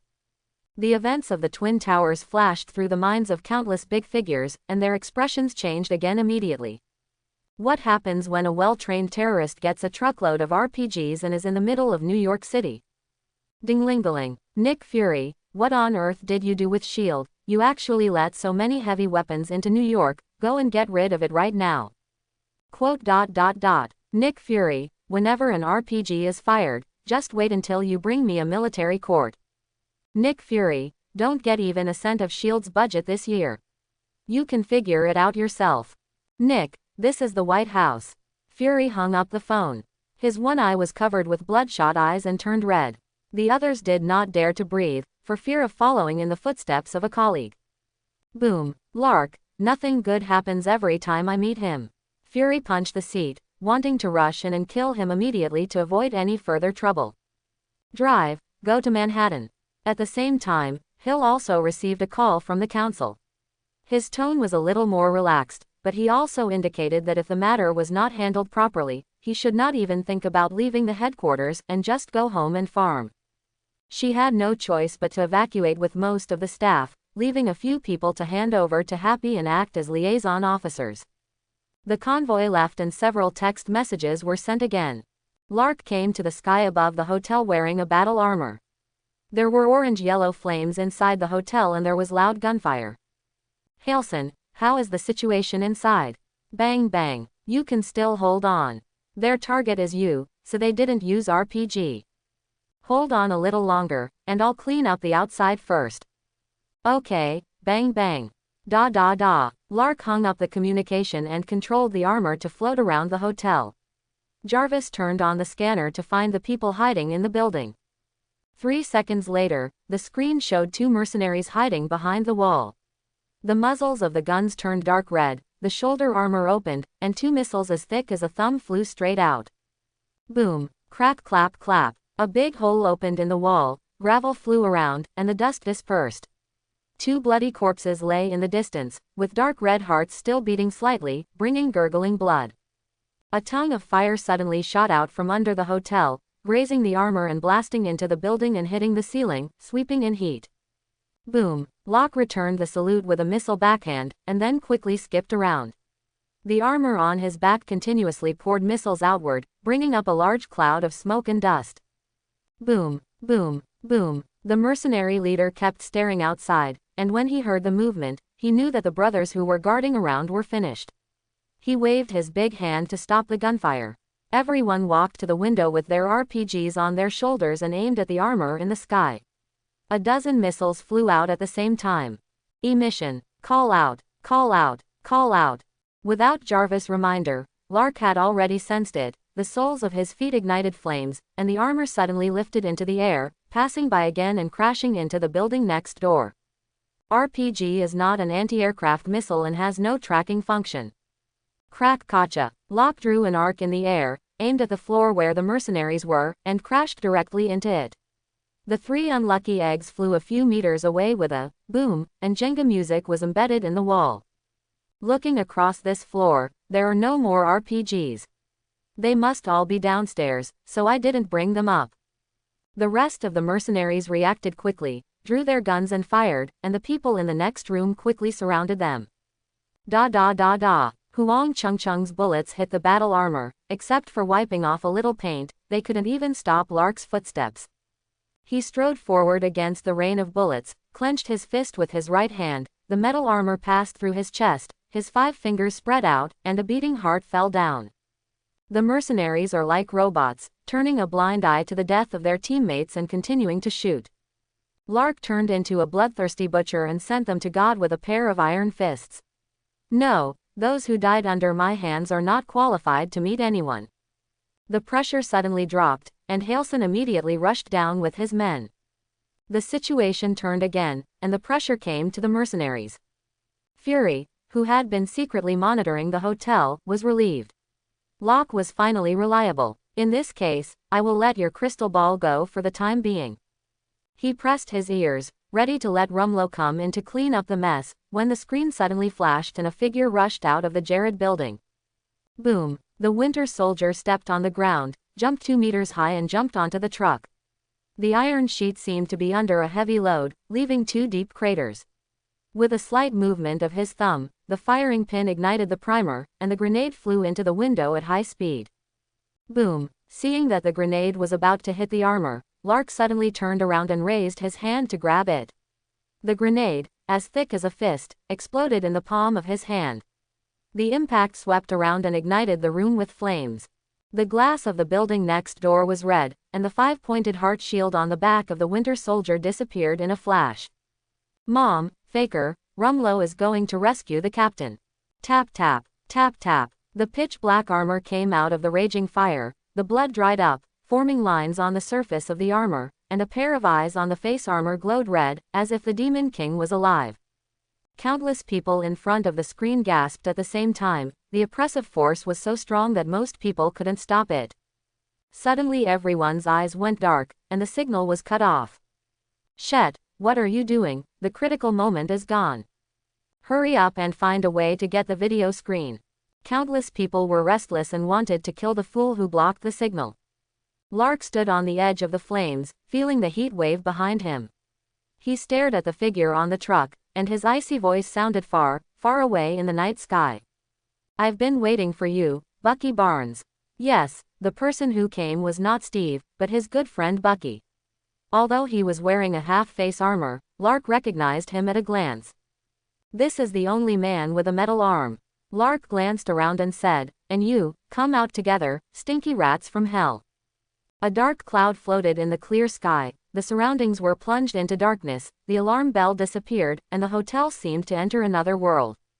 A strong wind blew on the street, rustling the leaves, and the dust around the bomb crater was rolled into the sky, making it hard for people to open their eyes. There was a faint sulfur smell in the air. GG, I didn't expect you to find out. The guy in the sticky mouth is indeed quite capable. A strong man stepped out from a dark corner. Black mist surged on his body, blending into the night, and the scars at the corners of his eyes were particularly eye-catching under the firelight. As soon as the words fell, footsteps sounded again in the distance, and a pair of goat horns on the ground slowly moved towards this side. His blood-red eyes stared straight at the battle armor. I said, I will find you. A lot of nonsense. Locke took a step forward, the battle armor disappeared, revealing the black suit on his body, holding the long knife with one hand. The scabbard patted his leg lightly, and he raised his head. The 2 guys behind the truck, don't you plan to come out together? No one spoke. Hee, let's see how long you can hide. The power of the dragon covered his whole body, and Lark stepped forward several meters with his legs. Golden energy poured into the handle of the knife along his wrist, forming a 5-meter-long golden knife in the air. Chuck, seeing him jumping down, the 2 demons grinned grinningly and transformed into swords to finish the work. Anyway, according to their information, Lark is just a mage who knows how to order spells, as long as he avoids the golden light. But can anyone tell me what happened to that 5-meter-long golden knife? It contains more energy than all of us combined. How to stop this? Fake. Shet. Seeing that the situation was not going well, the 2 demons jumped forward and rolled out. The golden knife arrived in an instant, grazing the 2 demons and slashing into the asphalt road, exploding a deep pit several meters long. Boom! The debris flew and the surrounding vehicles were given a free beauty treatment. The glass was shattered and the car body was left with dents of various sizes. The Scar Demon stood up and hid behind the truck without any explanation, and shouted angrily, Sticky One, you fool, didn't you say he only knows a few spells and is easy to deal with? The viscous man was also frightened, retracted the goat horns, and hid on the other side. How do I know? The last time we met, he only had a small lightsaber. If I hadn't been careless at the end, I would have lost. Shiete, do you believe this? The Scar Demon secretly complained, then turned his head and said, Don't hide, you two, let's kill him together, I'm still waiting for a big meal. As he spoke, he licked his lower lip. The human soul is the best tonic for demons. After the truck, 2 figures walked out again, and the 4 demons quickly discussed the countermeasures, and decided to let the iron arm be the MT, and they wandered around the periphery to output as much as possible. Reality is not a transformation game, and Lark is not a big devil. The four devils are still chattering. He smashes the grenade gun with a volley in the air, puts his foot on the ground again, flies up and kicks Bucky on the knee. It's amazing to have a shield. Crack. Bucky flew upside down, his legs bent back at a 90-degree angle. The four demons immediately dispersed as they sensed something was not going well. However, Lark had already anticipated this. His right hand was slightly deflected, and the golden light slashed diagonally downwards from left to right, perfectly covering the slime's escape route. No, the golden light is like cutting tofu with a knife, splitting the viscous thing in two. The dragon's power poured in and locked its soul in the body. Locke jumped down, brushed his right hand, and the place was empty. Energy value plus 2000. It is better to cut off one finger than to injure the enemy's 10 fingers. Because of an agreement with Ancient One, the demons participating in the operation borrowed most of the energy from the main body of Hell. The original intention was to build the portal as soon as possible. Unexpectedly, it was cheaper for Lark now. Upon seeing this, the three demons immediately threw away their bodies, restored their energy form, and started fighting with Lark. Among them, the Scar demon is the most clever.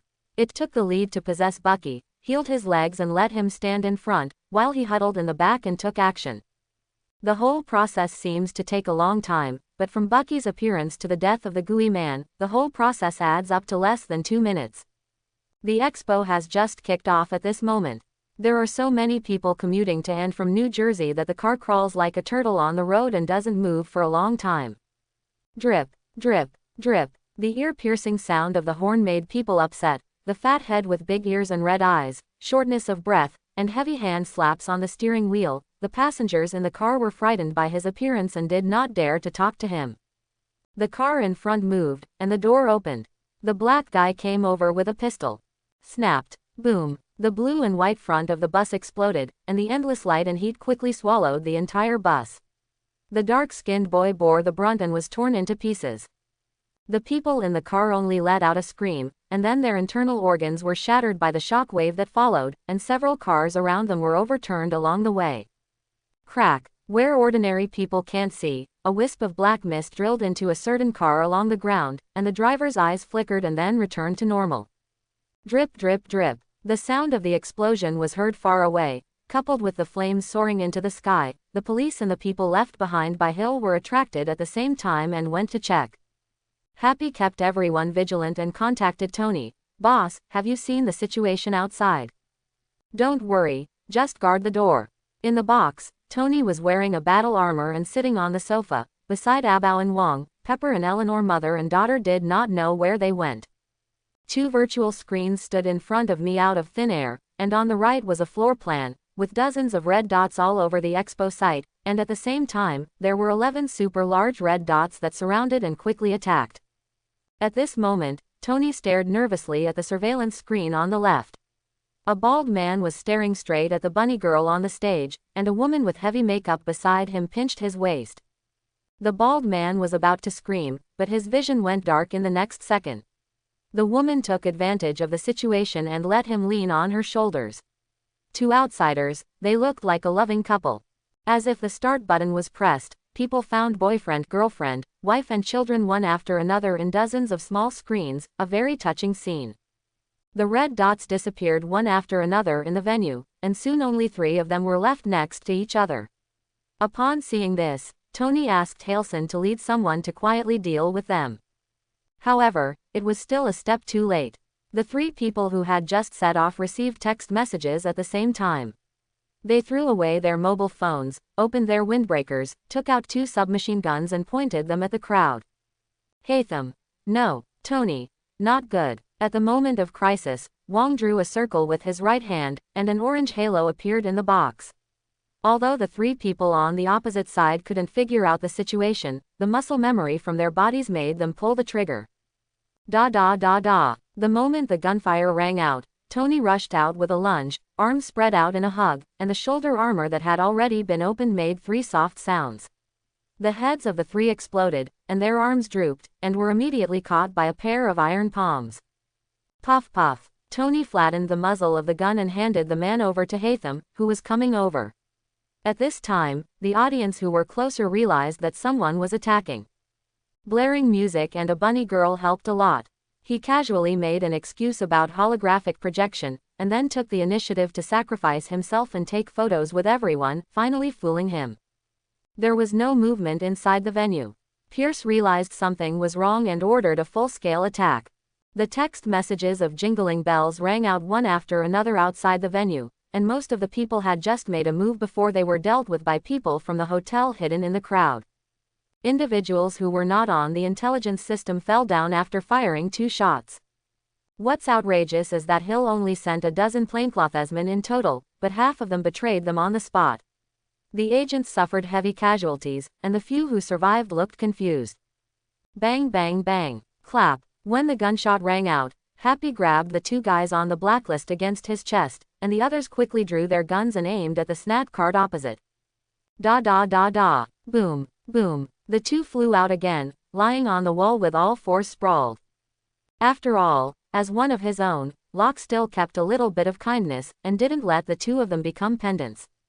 The 2 wiped their buttocks and stood up. Tony put down his harsh words and said, "You wait for me." Happy took the opportunity to threaten and ask Lark to reimburse him for medical expenses. "Hey, Ms. Hill is here too." Tony opened his visor and said in surprise, then turned to confusion. "Why are you alone, one of my subordinates?" "Hill, dead. How can you rub salt into a wound? If you want to rub salt into it, do it slowly." Lark, ahem, "Tony, I think there seems to be something wrong with the surrounding lights. Go check it and don't let them take advantage of it." "Ah, that's right, boss, look at my lightsaber again. It doesn't seem to light up just now," Happy said as he pulled out the hilt of the sword from his leg, pressed the switch and a light beam over 1 meter long emerged, green. "This color is really chic." Happy really didn't lie. Tony checked casually and found that during the battle just now, there was a problem with a component. He waved his hand and asked someone to send a new one. "Have money and be willful." During the conversation, Hill went to the surviving subordinate and asked what happened when she was away. Lark didn't stop it. "Ordinary people couldn't help in this battle tonight. The reason why I brought her here was to open her eyes and see the real side of the world, besides making her an ally as mentioned earlier. The future world will be even more exciting." The 3 of them returned to the top of the building, this time changing to a position where they could not see below. As soon as they stood next to them and opened the portal, the king came out in mage clothes and hoods. Behind them was an antique building. Pepper and Eleanor were sitting in the middle of the courtyard drinking tea while Kate chased Abao all over the courtyard. There is no safer place on earth than Kamal Taj. The premise is that the Ancient One is not blackened, and Cassius is not depraved. Kate saw Locke running over excitedly, and then was shocked by the demons outside. Her eyes widened. "Wow, Mom, come and see, what a big monster, it's taller than the house." Kate, lying is bad behavior. "Mom, I really didn't lie to you. Oh, there are a lot of Iron Man, lightsaber, Jedi Knight." Eleanor was aroused by curiosity, put down the glass and walked over, and then had the same expression as Kate. Pepper knew that Tony had built a lot of armor recently, but she didn't know who the enemy was. Now that she saw the shocked expressions of the 2, she also wanted to see what was outside. Seeing this, Tony quickly jumped into the portal and ran over to support it. Pepper said no, but his actions were very honest. "Lark, it's only been 2 months. Hey, you're exaggerating." During this period, Abao wanted to escape from this yard surrounded by wolves, but was kicked back by Lark. "What can you do with your small body? You don't have big toes." Abao sobbed and found his harem group, holding his beloved wife and concubine in his arms and feeling sad. Seeing Locke's veins burst out. After a while, Wong sweated and closed the portal. It was obvious that maintaining the spell consumed a lot of his mana. Then, the king was not polite. He unscrewed the lid and drank it in one gulp. The dragon bone was in the water.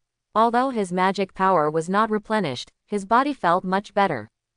Wong moved his body, looked at the demons outside the factory and said boldly, "It's cool, I feel like I can fight with them all day now."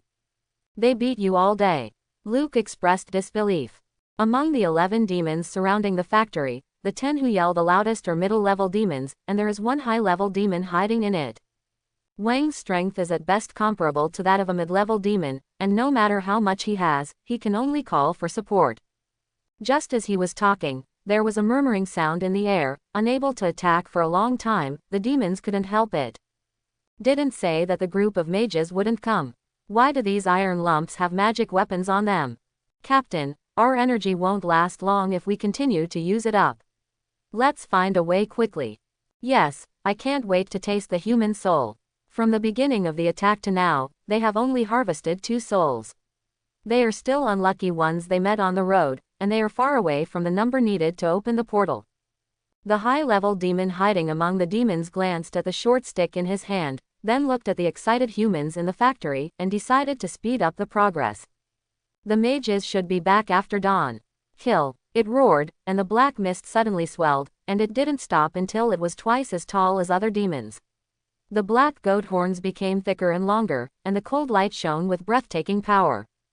It launched the attack first, and the black mist condensed into a giant axe in its hand, aiming downwards and swinging it down. The wind howled and the branches fell. Hiss! A high-level demon. Wang spit out. The hand holding the magic weapon couldn't help shaking. He turned his head and asked, "Lark, can you handle it? There are thousands of people inside. If you can't beat them, tell them as soon as possible. I can call the teacher for help. It's not a big deal, leave it to me. Hold on to the other demons and don't let them escape." Lark licked his lips excitedly. The high-level demon must be very valuable. He pulled out the long knife, flew up directly, and chopped the golden knife in the air on the giant axe. Boom! The black gold shock wave spread around, and the glass of the factory shattered instantly. Everyone covered their ears, feeling as if their heads were about to explode. Seeing this, other demons condensed their weapons and launched an attack. Tony commanded all the armors to launch into the air, and cooperated with each other in groups of 2. Wang alone faced a demon with a whip of energy and a shield on top of it, and the fight was inextricable. Kill! Humble human! Die! Gia Gia Gia! Devil! Eat your grandfather with a sword! The factory was completely shrouded in black mist. The people hiding inside also put down their mobile phones to watch the shocking battle. Hill handed over to another security supervisor and led people to guard below. Happy wears an enlarged, bold version of the Mark II as a MT, drawing fire in the front. Tony jumped back and forth around the demon with the super speed of his suit. The lightsaber left traces on the demon's body that were deeply visible to the bones.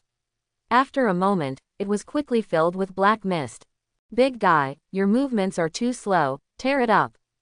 His arms were waving back and forth around his body, but he couldn't catch Tony, who was as big as his palm. The devil was so angry that he roared to the sky. "Ah, bugs. Good chance." Tony's eyes lit up, and the battle armor suddenly accelerated and circled to the front, aiming at its mouth and dropping a missile. Ba bang. The demon was blown apart, and then condensed again in a blink of an eye. Pity. Seeing this, Tony shook his head, and was about to attack Jarvis again when a reminder popped up. "Sir, something is wrong. The radar has detected a large object in the Hudson River that is rapidly approaching the factory." Submarine. At the same time, Lark also received a cue from the bird. He split the giant axe with a knife, and glanced at the Hudson River from the corner of his eye. Under the sparkling water, a shadow about 3 meters wide and 5 meters long quickly approached the factory, and gradually rose up after reaching the shore. "It's a small submarine. No wonder the birds can't search for you, you are hiding in the sea." A few kilometers down the Hudson River is the North Atlantic Ocean. The submarine opened the top cover, with black hair, posy battle suit, black combat boots, and the iconic 5-pointed star shield on the back. His eyes are just like Bucky's, cold and ruthless. Tony wondered, who is this? Rucker, Captain Hydra. Without giving everyone time to think, Dark Steve took off the shield and put it on his hands. He stepped on his body and rushed to the shore like an arrow off the string. A string of sparks. Ding ding ding ding. Steve continued his attack without stopping, as if he didn't feel the recoil. "So what is this in my hand?" Lux slashed open the demon again, and took out the shield captured from Bucky from the space. The blue and white 5-pointed star looked exactly like Steve's. After thinking for a while, he swung his knife and slashed up, and the knife easily sank into the shield. "Gala, Rucker, Hydra, are you interested in making so many fakes? In anger, he smashed the shield into the demon's face and took it with his knife to vent his anger.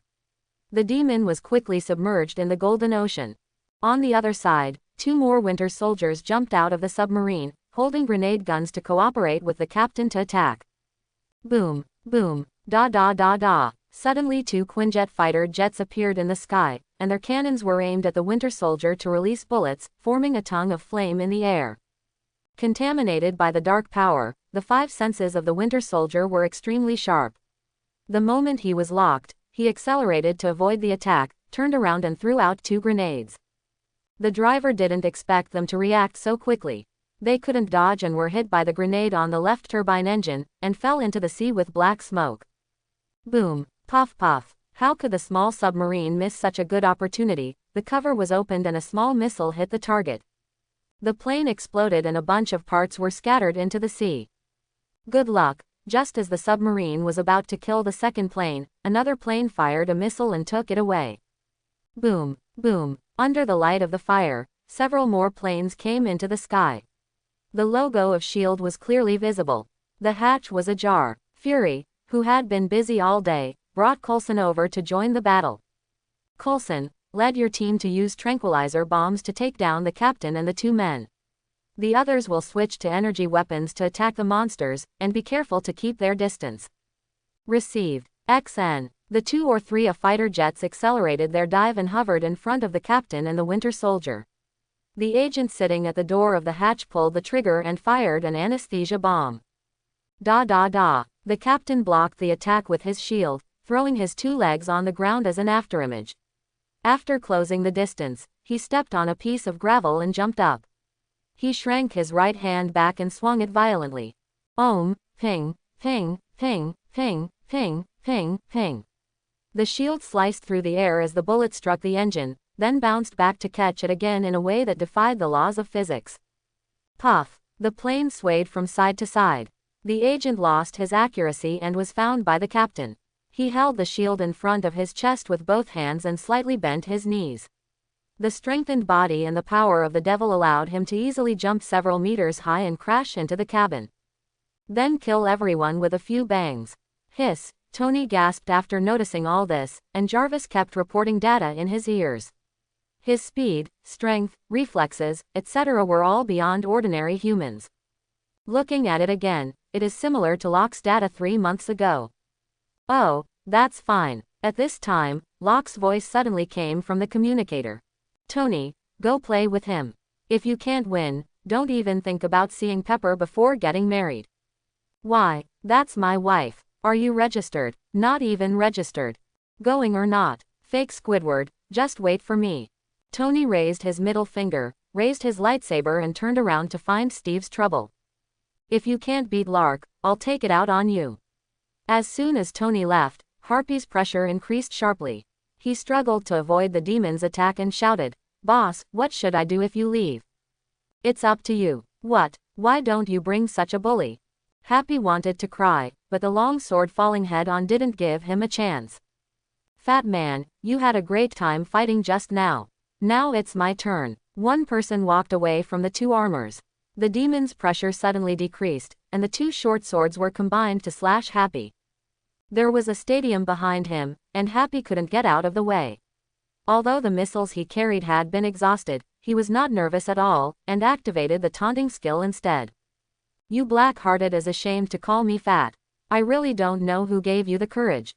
Fat man, looking for death." The demon was furious, and the sword moved 3 points faster, reaching Happy's head in an instant. Suddenly a golden light flew from the sky and entangled the long sword. It was obviously only a centimeter away, but no matter how hard it tried, it couldn't move an inch.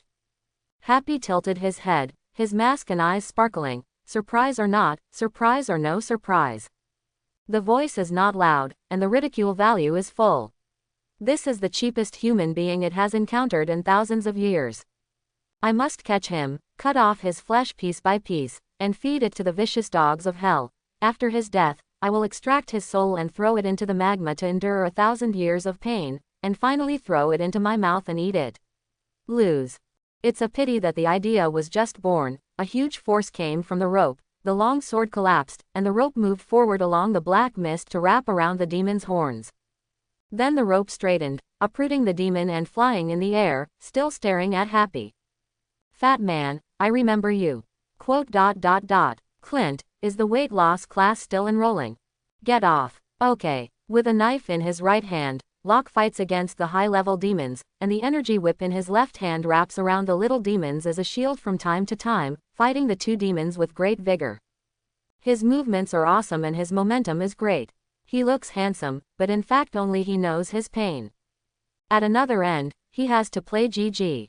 Alas, I'm so bad, it took me 4 months of practice to reach this level. Failure. On the other side, Tony landed on the ground, put away his sword, and planned to chat with the old popsicle. According to the information found by Jarvis, this man was a comrade in arms with Howard during World War II, and he seemed to have defeated the playboy Howard to win the beauty return. It's really not polite to do something to such a warrior and old man. Hi, Lao Bing, ahem, Captain Steve Rogers, why don't we sit down and talk about it? It's not good to fight when we first meet. Steve's eyes were still cold, without the slightest emotion. He swung his shield with one arm and flew out, followed by his body. His right hand was aimed at Tony's head like a cannonball. Shit. Tony didn't expect him to do it without saying a word. In the blink of an eye, the shield was in front of him. With the help of Jarvis, he spread his 5 fingers to catch the shield. Crunch, crunch, kick off. The armor on his hand was deformed and dented, and the huge force was transmitted from the tiger's mouth to his whole body. Tony took 2 steps back to stabilize himself. Before he could be surprised, the iron fist was rapidly enlarged in his eyes. At the very moment, he bent his knees and bent down, propped his shield on the ground to avoid the fist, and then the armor exerted force, and his body bounced up and hit Steve's chest. Boom! The captain flew upside down and hit the green tree, but he rubbed his chest and stood up with someone who was fine. Shit, I also want to have a body like this. Tony held the shield and was about to throw it out like the captain. After thinking about it, he decided not to do it and just threw it and stuck it in the wall. Will not use, easy to overturn. It's time to end the fight tonight, and I can have a late night snack after finishing it quickly, and remove the iron lump on my chest by the way.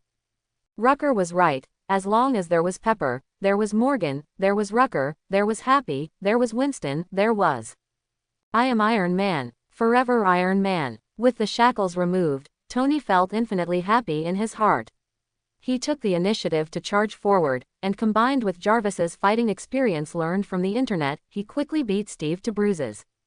Shields accounted for % of Steve's strength. So what if the physical body is extraordinary? In terms of speed and strength, how can it compare to a battle armor driven by the arc reactor? No matter how fast the reaction is, how can a machine scan it thousands of times per second? The captain was defeated, the demon was blocked, and Lark fought 1 against 2. Everything was going in the right direction, and it seemed that this chaos would end soon. According to Murphy's Law, when you don't want something to happen, it will happen. In the office, Pierce gave instructions to the computer. Drive Zola, let's start. The face made of code on the screen smiled. I've been waiting for this day for a long time.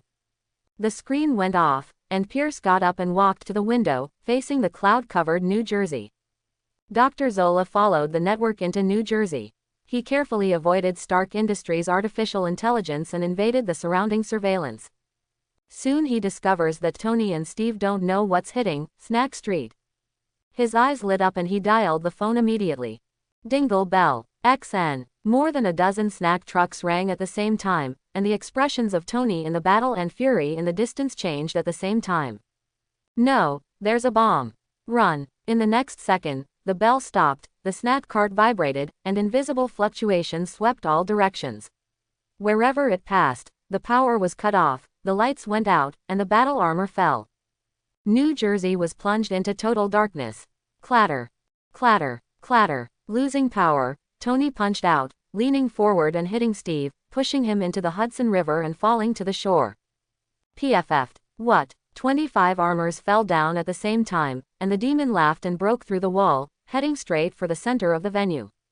It was pitch dark inside, and everyone screamed and retreated wildly, causing countless stampedes in a moment, and the security guards shouted at the top of their lungs to no avail. Hill and the others fired all their firepower, but it was useless, they could only watch helplessly under the cover of black mist. Lark made a move, and this move was caught by the high-level demon on the opposite side. It shattered the swordlight, and an iron rod as thick as an arm came out of his hand, cutting through the space and inserting it into the cement floor in front of the venue. Boom! Black light emerged, and the flesh and soul of the people who died around the factory were forcefully pulled out and merged into the iron rod. 1 way, 2 ways, 3 ways. As more and more souls are absorbed, black mist emerges from the iron rod, gradually forming a ring on the ground with mysterious patterns appearing on it. The smell of sulfur in the air was so strong that people couldn't tell whether it was brought by these demons, or whether it came from hell after the lines emerged. But the wild laughter is definitely coming from hell. Ha ha ha ha, is this the smell of the soul? It's so wonderful. I'll be the first to rush in later and start killing. I heard that the soul of a virgin is the most delicious, quack quack. Remember, you must be fast later, otherwise 80,000 demons will charge together, and if you are slow, all humans will be robbed. What, 80,000? 11 demons are already so terrifying, wouldn't be dead. The people inside the venue were the first to collapse. No matter what the situation was outside, they rushed past the security guards and fled out of the venue. After taking 2 steps, they were frightened back by the ferocious appearance of the devil. They huddled together and cried. Some people lamented that life was not easy, some recalled the past, some cursed the Stark group, saying that they blamed them for holding the expo, that's why they came here, met demons, and typical complaining about others, seeing the situation as not good and starting to throw the blame. The Stark group did not send invitations to any individuals or audiences except the companies. They all came to join in the fun after receiving the news. Even the tickets were not confiscated. After a wave of tossing just now, several unlucky ghosts were trampled to death, their flesh and soul were sucked away and turned into dry bones. The ring gradually took shape, building into a 15-centimeter high arena. The pungent smell of sulfur suppressed the smell of the scene, and the devil's voice was in his ears. Outside the factory, the electronic facilities were destroyed by electromagnetic pulse weapons, and the communication was cut off. Everyone could only stare blankly, hoping that Iron Man and the magical golden knife man in the sky could find a way to solve it. Fury frowned and stood in the crowd, holding the square object in his pocket, ready to press it at any time. The devil attacked like a chicken, and the king was sweating profusely and exhausted. Once again, he struggled to avoid the giant axe. He shouted to the sky.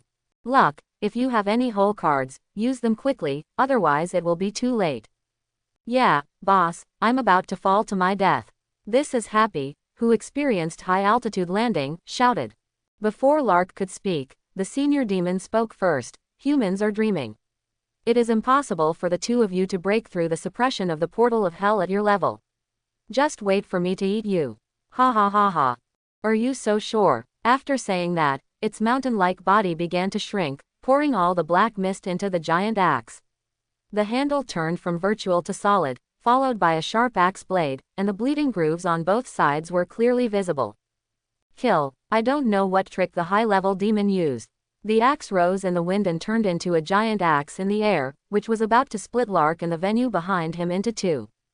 The low-level demon who was caught to make up for the loss exploded with a bang, and black mist wrapped around the rope. Lark waved his hand and wanted to kill him, but then stayed still and allowed the black mist to entangle himself. True door-to-door delivery. Ha ha, you are dead, the captain will hack him to death. The giant axe fell head-on, and the green trees in front of the venue were crushed to the ground by the wind. Oh, I thought you had some new tricks, but this is what happened. Lark broke free with a slight shake, arms spread wide, and black mist screamed and poured into its body, looking like it was possessed. Ah, you bloody. The understatement made the high-level demon feel bad. The muscles in its arms bulged, and the giant axe fell at an accelerated speed. The green tree was the first to bear the brunt and broke. Crack. Receive. Lark quickly took off his battle armor, took out a hanging ring and put it on, pushed it with one hand, and the mirrored space unfolded to wrap the giant axe inside, leaving only a section of the handle outside. Kaka kaka kaka. The senior demon blinked. Where's my axe? Such a big axe. Before it could recover, the next scene completely shattered its understanding. I saw that human snapped his fingers, a circle of light appeared under his feet and disappeared in place, and then the surrounding golden light continued, as if funnels accurately caught the falling armor one by one. Impossible, you can actually break the spatial suppression. Why exactly? Whoosh whoosh, dong dong dong dong. It feels so good to stand on the ground. I was scared to death just now. Who says it's not? The boss is awesome, at a critical moment. The brothers below, get out of the way, I'm coming. 3 reactors. Happy, run. Shiete, the battle armor is too heavy to move. Me too. Fake. At the critical moment again, the golden halo appeared for Happy to enjoy the single meal. A pair of armor with big arms and round waist, which was twice as fat as everyone else, fell to the side, and the marble floor was cracked, revealing the black soil below. Call. Survived. Just a little. At this time, the sky clicked, and the mirrored space could not support it and collapsed. The fragments scattered in the sky and dissipated when they touched the ground. Fortunately, the giant axe also lost control and turned into black mist again, and Rion returned to the high-level demon. Luck put Tony and Hawkeye down with a groan, made a circle with one hand, and opened a 5-meter-wide portal in the air. Hatham. Boss, here we come. Well, be careful, just hold them. Clear. More than a dozen suits of armor rushed out and flew around the factory, dropping missiles one after another, successfully delaying the demon's attack. At the same time, a building to the east of the factory split, and 2 black cannons stretched out. After a short period of energy storage, 2 basketball-sized blue light balls flew out. ZZ. Before the high-level demon axe was completely condensed, 2 deep pits were blasted out of his face, which could not be healed for a long time. Unlike bullets, electromagnetic weapons or energy attacks and are lethal to demons. It roared to the sky, angry that it was actually injured by a human weapon. Roar. After suffering a loss in the electromagnetic pulse, how could Lark not take precautions? He asked Tony to make shielding facilities at the core of the factory. It's a pity that due to technical and size reasons, the iron armor cannot be equipped at present, and I only hope that the next generation can find a way to solve it. Halson and the others didn't have magic weapons on them, so they couldn't hold back for long. Lark put on his armor and kicked them in a row, kicking everyone into the factory's internal portal. Jarvis on the opposite side manipulated the machine and quickly changed his armor. Immediately he appeared next to the king. The long whip flew out and wrapped around the goat's horn, and threw the knife to him. Go and untangle the high-level demon, I will deal with the others first, and no more people can be killed. I can't beat it. If you can't fight, you have to fight. Think about the thousands of people behind you. They are still waiting for you to save them. After Lark finished speaking, Wong shook his head wildly, took out the armor and put it on him, and kicked him again and again. Bang! I hate you. I'll kill you later. Locke pursed his lips, pulled the demon with one hand and took off on the spot. His body shrunk rapidly in the air, and when it landed in the palm of his hand, it was only the size of a football. Looking at the goat's horns from this angle, they actually look a bit cute. After absorbing it, Lark opened both whips and entangled the 2 goat horns again. In terms of strength, it is no problem for high-level demons to fight against 7 low-level demons. Just now, Locke was equivalent to 1 against 8, and now it is easy to defeat them one by one. At the same time, he secretly kept an eye on the black iron rod and let the gem swallow it if something went wrong. That is also a mystery item. On the other side, Wong yelled and ran into the high-level demon. He didn't wear armor and couldn't control it. What? The devil also discovered this little sweetheart. It grinned and moved its right hand, and the broad axe slapped towards the armor, causing a string of sound to break through the air. See, if he was really hit, Wong felt that he might not be able to save his handsome face. He shouted loudly. In fact, Jarvis took over and stabilized his body. He held the knife in both hands and used a simple force to split Washin. The dragon power stored in it was stimulated, and golden light emerged to cover the long knife and matched with the black giant axe. Collide. When, as expected, the king flew out upside down. The dragon's power did not match him after all, and he could not be fully stimulated. Fortunately, the damage was reduced by 90%, and the last 10% of the impact was resisted by the armor. After walking a few meters, Wang Fei ignited flames on the soles of his feet to stop his figure. He quickly touched his body and heaved a sigh of relief after finding that there were no missing parts. Phew, I was scared to death. I thought I was dead just now. He lowered his head and instantly saw the long knife in his hand, and then looked at the high-level demon opposite whose movements were interrupted. His heart burst with pride. It turns out that you are nothing more than that. Lark, holding a knife is tough. He imitated the famous saying of the great sage, and attacked with a knife in both hands. Hey, evildoer, eat me. Chuck, when, cool. Haha, let Master Wang teach you how to be a demon today. The stinky rat should just stay in hell and don't even think about entering the earth. Why is there something wrong with this king in my memory? Luck silently absorbed it, and the two demons disappeared again, becoming a series of numbers on the panel. Energy value plus 3200. Energy value plus 3100. He didn't pay attention to the panel. He shifted his gaze slightly to the last two low-level demons. He turned his hands back and forth to weave the rope into a bag. He grinned and showed his big white teeth. Golden Horn King, Silver Horn King, come back soon. Although the two demons couldn't understand what he was saying, they could understand the movements just by looking at them. The next second, the two demons kicked at the same time, kicked each other down, and immediately turned into black mist and rose into the sky. Both of them are old foxes with thousands of years of experience. They know that when being chased by the Wolf King, all they need to do is run faster than their teammates. It's a pity that they overestimated themselves and underestimated Lark. He whispered, open, stepped out with his left foot and appeared in the sky, pulled lightly with both hands, and a black mist seemed to see his relatives, and tears flowed into the bag and they reunite. Aha, crack, don't make noise, it's annoying. Another cloud of black mist was so frightened that it turned into waves, and immediately used its strength to fly to a high place. Shiete, this human being grew up on whatever he ate. It is terrifying to practice to such an extent at such a young age. Just as I was thinking about it, my eyes suddenly lit up, and the golden stream of light looked so beautiful, warm, and soft. Shit. Ah, I was wrong, please don't, Zizi. Don't be afraid, it won't hurt at all, it will be soon. Lark gently patted the bag and whispered comfort, trying to make it go as safely, smoothly and comfortably as possible. Devil, please be a human being. Energy value plus 2999. Done. Locke put away his bag and looked around. The low-level demons were eliminated, the factory was temporarily out of danger, and the tourists walked out of the venue following the security instructions. Hill led people to guard the black iron rod to prevent people from approaching. There were vehicles and planes outside, medical personnel, and people from the fire, police, army, and SHIELD. Halson was blocking the outside with people, preventing them from entering. The craziest thing was undoubtedly the reporters from major TV stations. The troops on the ground rushed forward risking their lives with long guns and cannons, and the helicopters in the sky almost flew close to the faces of high-level demons. These people don't even risk their lives for money. Lark sighed and asked Happy to keep an eye on him to prevent the plane from hitting the factory. He opened the portal and came to the king's side.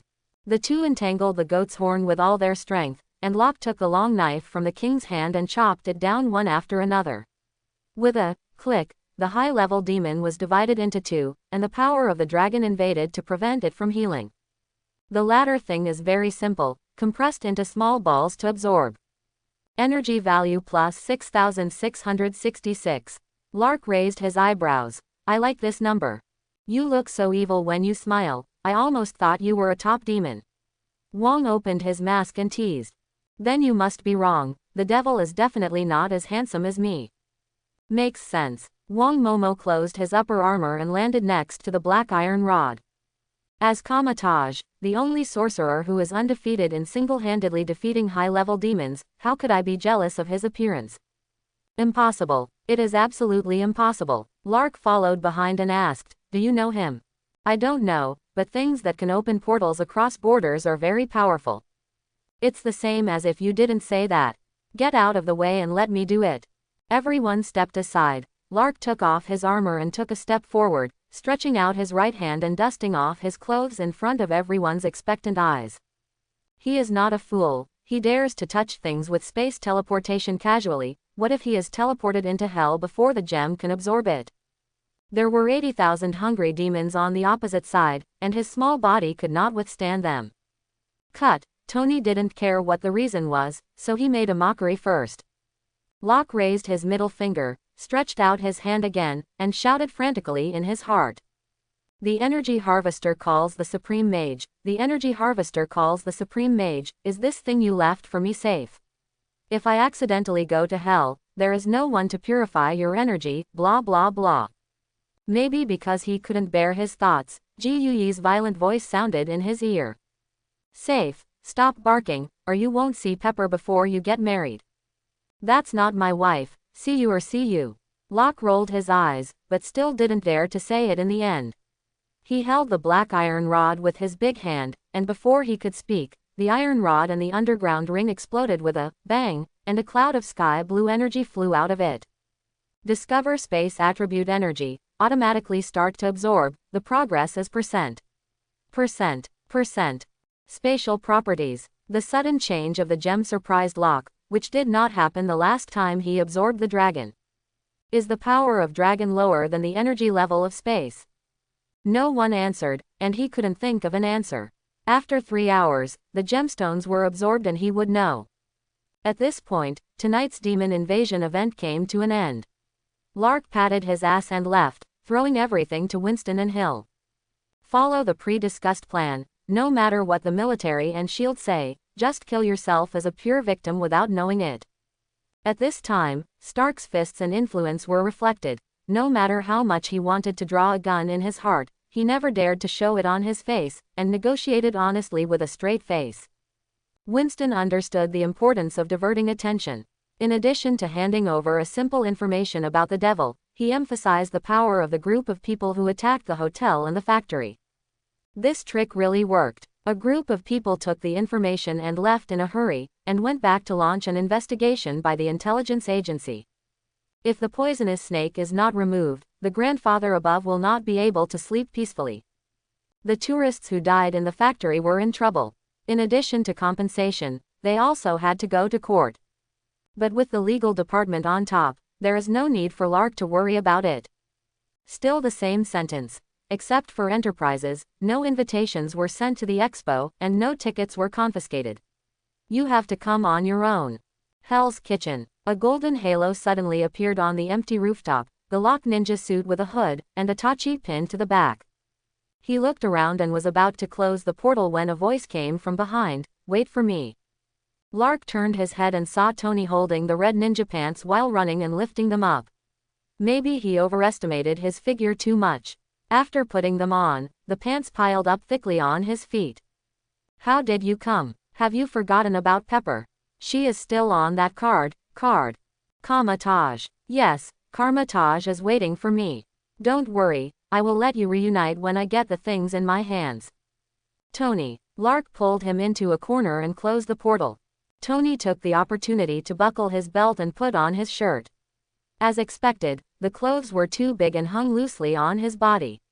He did not have the temperament of an elite ninja at all. When Lark caught a glimpse of his malicious gaze, he knew what he was thinking and refused without hesitation. "Stop dreaming.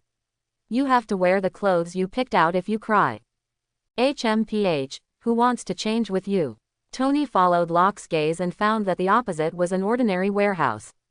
The three gangsters held AKs and sat on the wooden box at the door, chatting with each other, and occasionally glanced around. "Rubbish," Tony tagged them. Lark took out the battle armor from the space and put it on him. "Don't look, this warehouse is just a cover. The Hydra's base is underneath. They have hidden a lot of mysterious items in it. You guard it outside. I will fix it quickly. When you go back, take the thing on your chest. Come out." After speaking, Lark jumped up, and 3 kunai flew out from his waist, hitting the necks of 3 people. Whoosh, whoosh, whoosh, forehead. Luck ran quickly and put the 3 people on the box before they fell. He smashed the door lock with his long knife and went straight to the northeast corner of the warehouse. It may be that people were sent out to attack the factory, and the defense of the base was very tight. He rushed to the monitoring room and was discovered. Then a kunai sent them to be human again. After plugging in the communicator to find some work for Tony outside, Lark turned and left to clean up the base one by one, and finally stopped in front of a gray-black gate. Password, fingerprint, pupil, triple verification method. Unless a living person is caught in front of it, it is absolutely impossible to open it. It's a pity that Lark is a man with hooks. For him who knows the teleportation door, there is no fresh-keeping warehouse in the world that cannot be opened. Pressing his hand on the gate, the power of the dragon invaded a little bit. Behind the metal wall were gears, machine amplifiers, and circuit boards. After crossing a distance of 1 meter, they touched the metal wall again. Lark's eyes lit up and then disappeared. Click. When the flashlight was turned on, the vault was actually 100 square meters in size, and it was densely packed with swords, guns, swords, axes, porcelain of various colors, etc. A rough estimate is that there are at least a few hundred mysterious items. Hydra, I love you so much. With a big wave of his hand, Locke started the big purchase mode. 3 minutes later, the vault was completely emptied, and he smiled stupidly as he looked at the mountains of mysterious items piled up in the storage space. Can you not be happy with the harvest of taking down 2 low-level demons without any effort? He was even happier when he thought that there were still 2 bases waiting for him. Quack, woo, haha. Lark put away his smile and opened the portal to leave. Tony suddenly came in wearing a suit and fumbled around the vault. Don't leave yet. Jarvis found a signal in the system that extended into the vault and was hidden very deep. What is inside? I don't know, the surveillance didn't capture the picture. Oh, interesting. Lark became interested. What was it that Hydra ignored and actually hid deeper than the mysterious items? He activated his dragon power to invade the wall and explore it one by one. After a while, he found something strange in the corner. A half-meter square secret compartment was hidden in the wall, with a perfect surface. Because they didn't know if there was a self-destruction device inside, the 2 didn't break it violently. The dragon's power continued to spread and a cylindrical device was discovered. Lark increased the output, wrapped it in the dragon's power, and then opened a mini portal to take it out. Lark tapped the surface. Do you want to open it now? Tony shook his head. Ghost knows what's in it. What if it's a virus? You put it away first, and we'll talk about it when you get back to the laboratory. Lark put it into the space and opened the portal near the next base. Following the same pattern, the 2 bases were quickly captured, but unfortunately no more surprises were found. It seemed that this thing was also rare for Hydra. Back at the factory, Lark was the first to bring Pepper and Kate back, along with the big scumbag Abao. After Pepper came out, he took the lead in pulling Tony to touch here and there, and kept asking questions such as, is there any injury, and, do you feel comfortable? Locke was overwhelmed, and waved his big hand to give Abao a big chestnut, turned and left. Abao, why is it always me who gets hurt? What is the law of heaven and what is the law of the king? The chest surgery was rescheduled to tomorrow. Eleanor led Kate and followed behind, not disturbing their 2-person world. Shelby is better than newlyweds, especially if the man has just experienced a big battle. This situation will be even stronger. If Pepper wasn't pregnant, she seriously doubted that these 2 would kill anyone tonight. After leaving the room, Eleanor said, "Thank you, Mr. Stark, for your help during this time, and what happened just now." Before the start of the expo, Lark took them to the box. After a simple test, Kate has a magical 6th sense, and has an extraordinary intuition for malice and danger. A deal was made, and Lark paid Kate to help identify bad guys, mainly undercover, when necessary. That's why he walked around the venue with Kate in his arms. Of course, there is a prerequisite on this basis to ensure Kate's safety.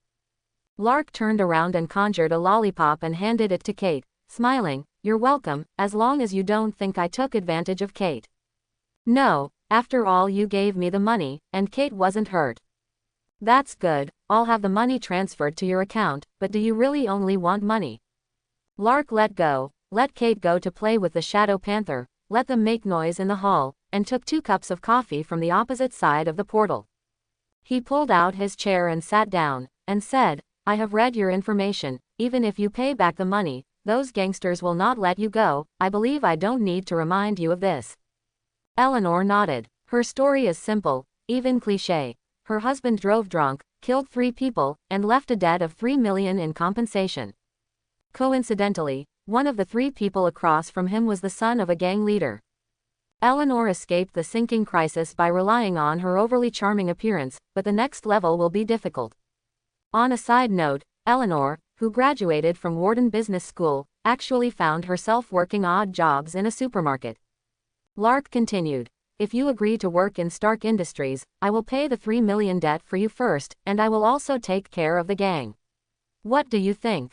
It wasn't that Locke was greedy for Eleanor's beauty, and got her into the company to get a chance first. It was that Kate's talent was really abnormal, and she could be called a humanoid self-propelled detector.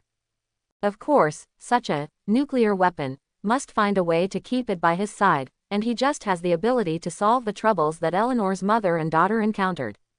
Whether it's taking advantage of someone's danger or threatening him personally, Kate is determined. Eleanor was still hesitating, so Lark came up with a winning formula. After entering Stark Industries, I will ask someone to write a recommendation letter to Kate and let her go to the best school in New York. Sure enough, when Eleanor heard this condition, she couldn't help but agree. After graduating from the University of Pennsylvania, she is naturally aware of the polarized education status in the Federation. A good school has 1 test every 3 days and 1 test every 5 days. You can't sleep until late at night, and the test papers are the same as those in Donguo. For a bad school, it's up to you whether you come to school or not. I promise. Very well, welcome to Stark Industries. To show his sincerity, Lark called Hailsham over in front of her and told him to get the matter settled. Hailsham raised the corner of his mouth to indicate that it would be dawn at the latest. Eleanor thought it was the kind words of advice between civilized people, so she didn't pay much attention to it. After thanking her, she and Kate went back to the room under the guidance of the staff. The gem just indicated that the absorption was complete, and Locke also left with the coffee. After closing the door, he opened the panel first, and an obvious prompt appeared below the gem level. Current human G gem, broken, level, 2 inches. Note, the absorbable space energy can be upgraded to level 3 inches.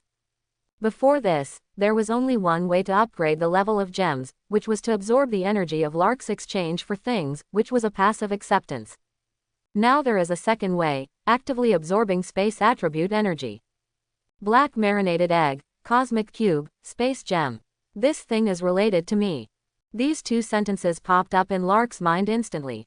Nick Fury, it's time for you to take your final bow. The demon appeared in the world and almost summoned countless armies within the gates of hell, and it was ever-changing and unafraid of physical attacks. The 4 superpositions, with Fury's character of trying to control everything, will definitely mobilize all forces to find a way to counter it. The cosmic Rubik's Cube that produced the Red Skull, Captain America, and Captain Marvel is undoubtedly the best choice. If not bad, Fury should now be on his way to the secret base. 3 blessings. Locke also ignored the research panel, and immediately switched to the bird site. The result left him disappointed. Fury directed his men to salvage the captain's body on the Hudson River. He changed his sight again before cutting off the link, and continued to count the harvest. A total of 16 demons were captured tonight. Excluding the high-level demon, each one contributed an average of 3,000 energy points to him, which added up to.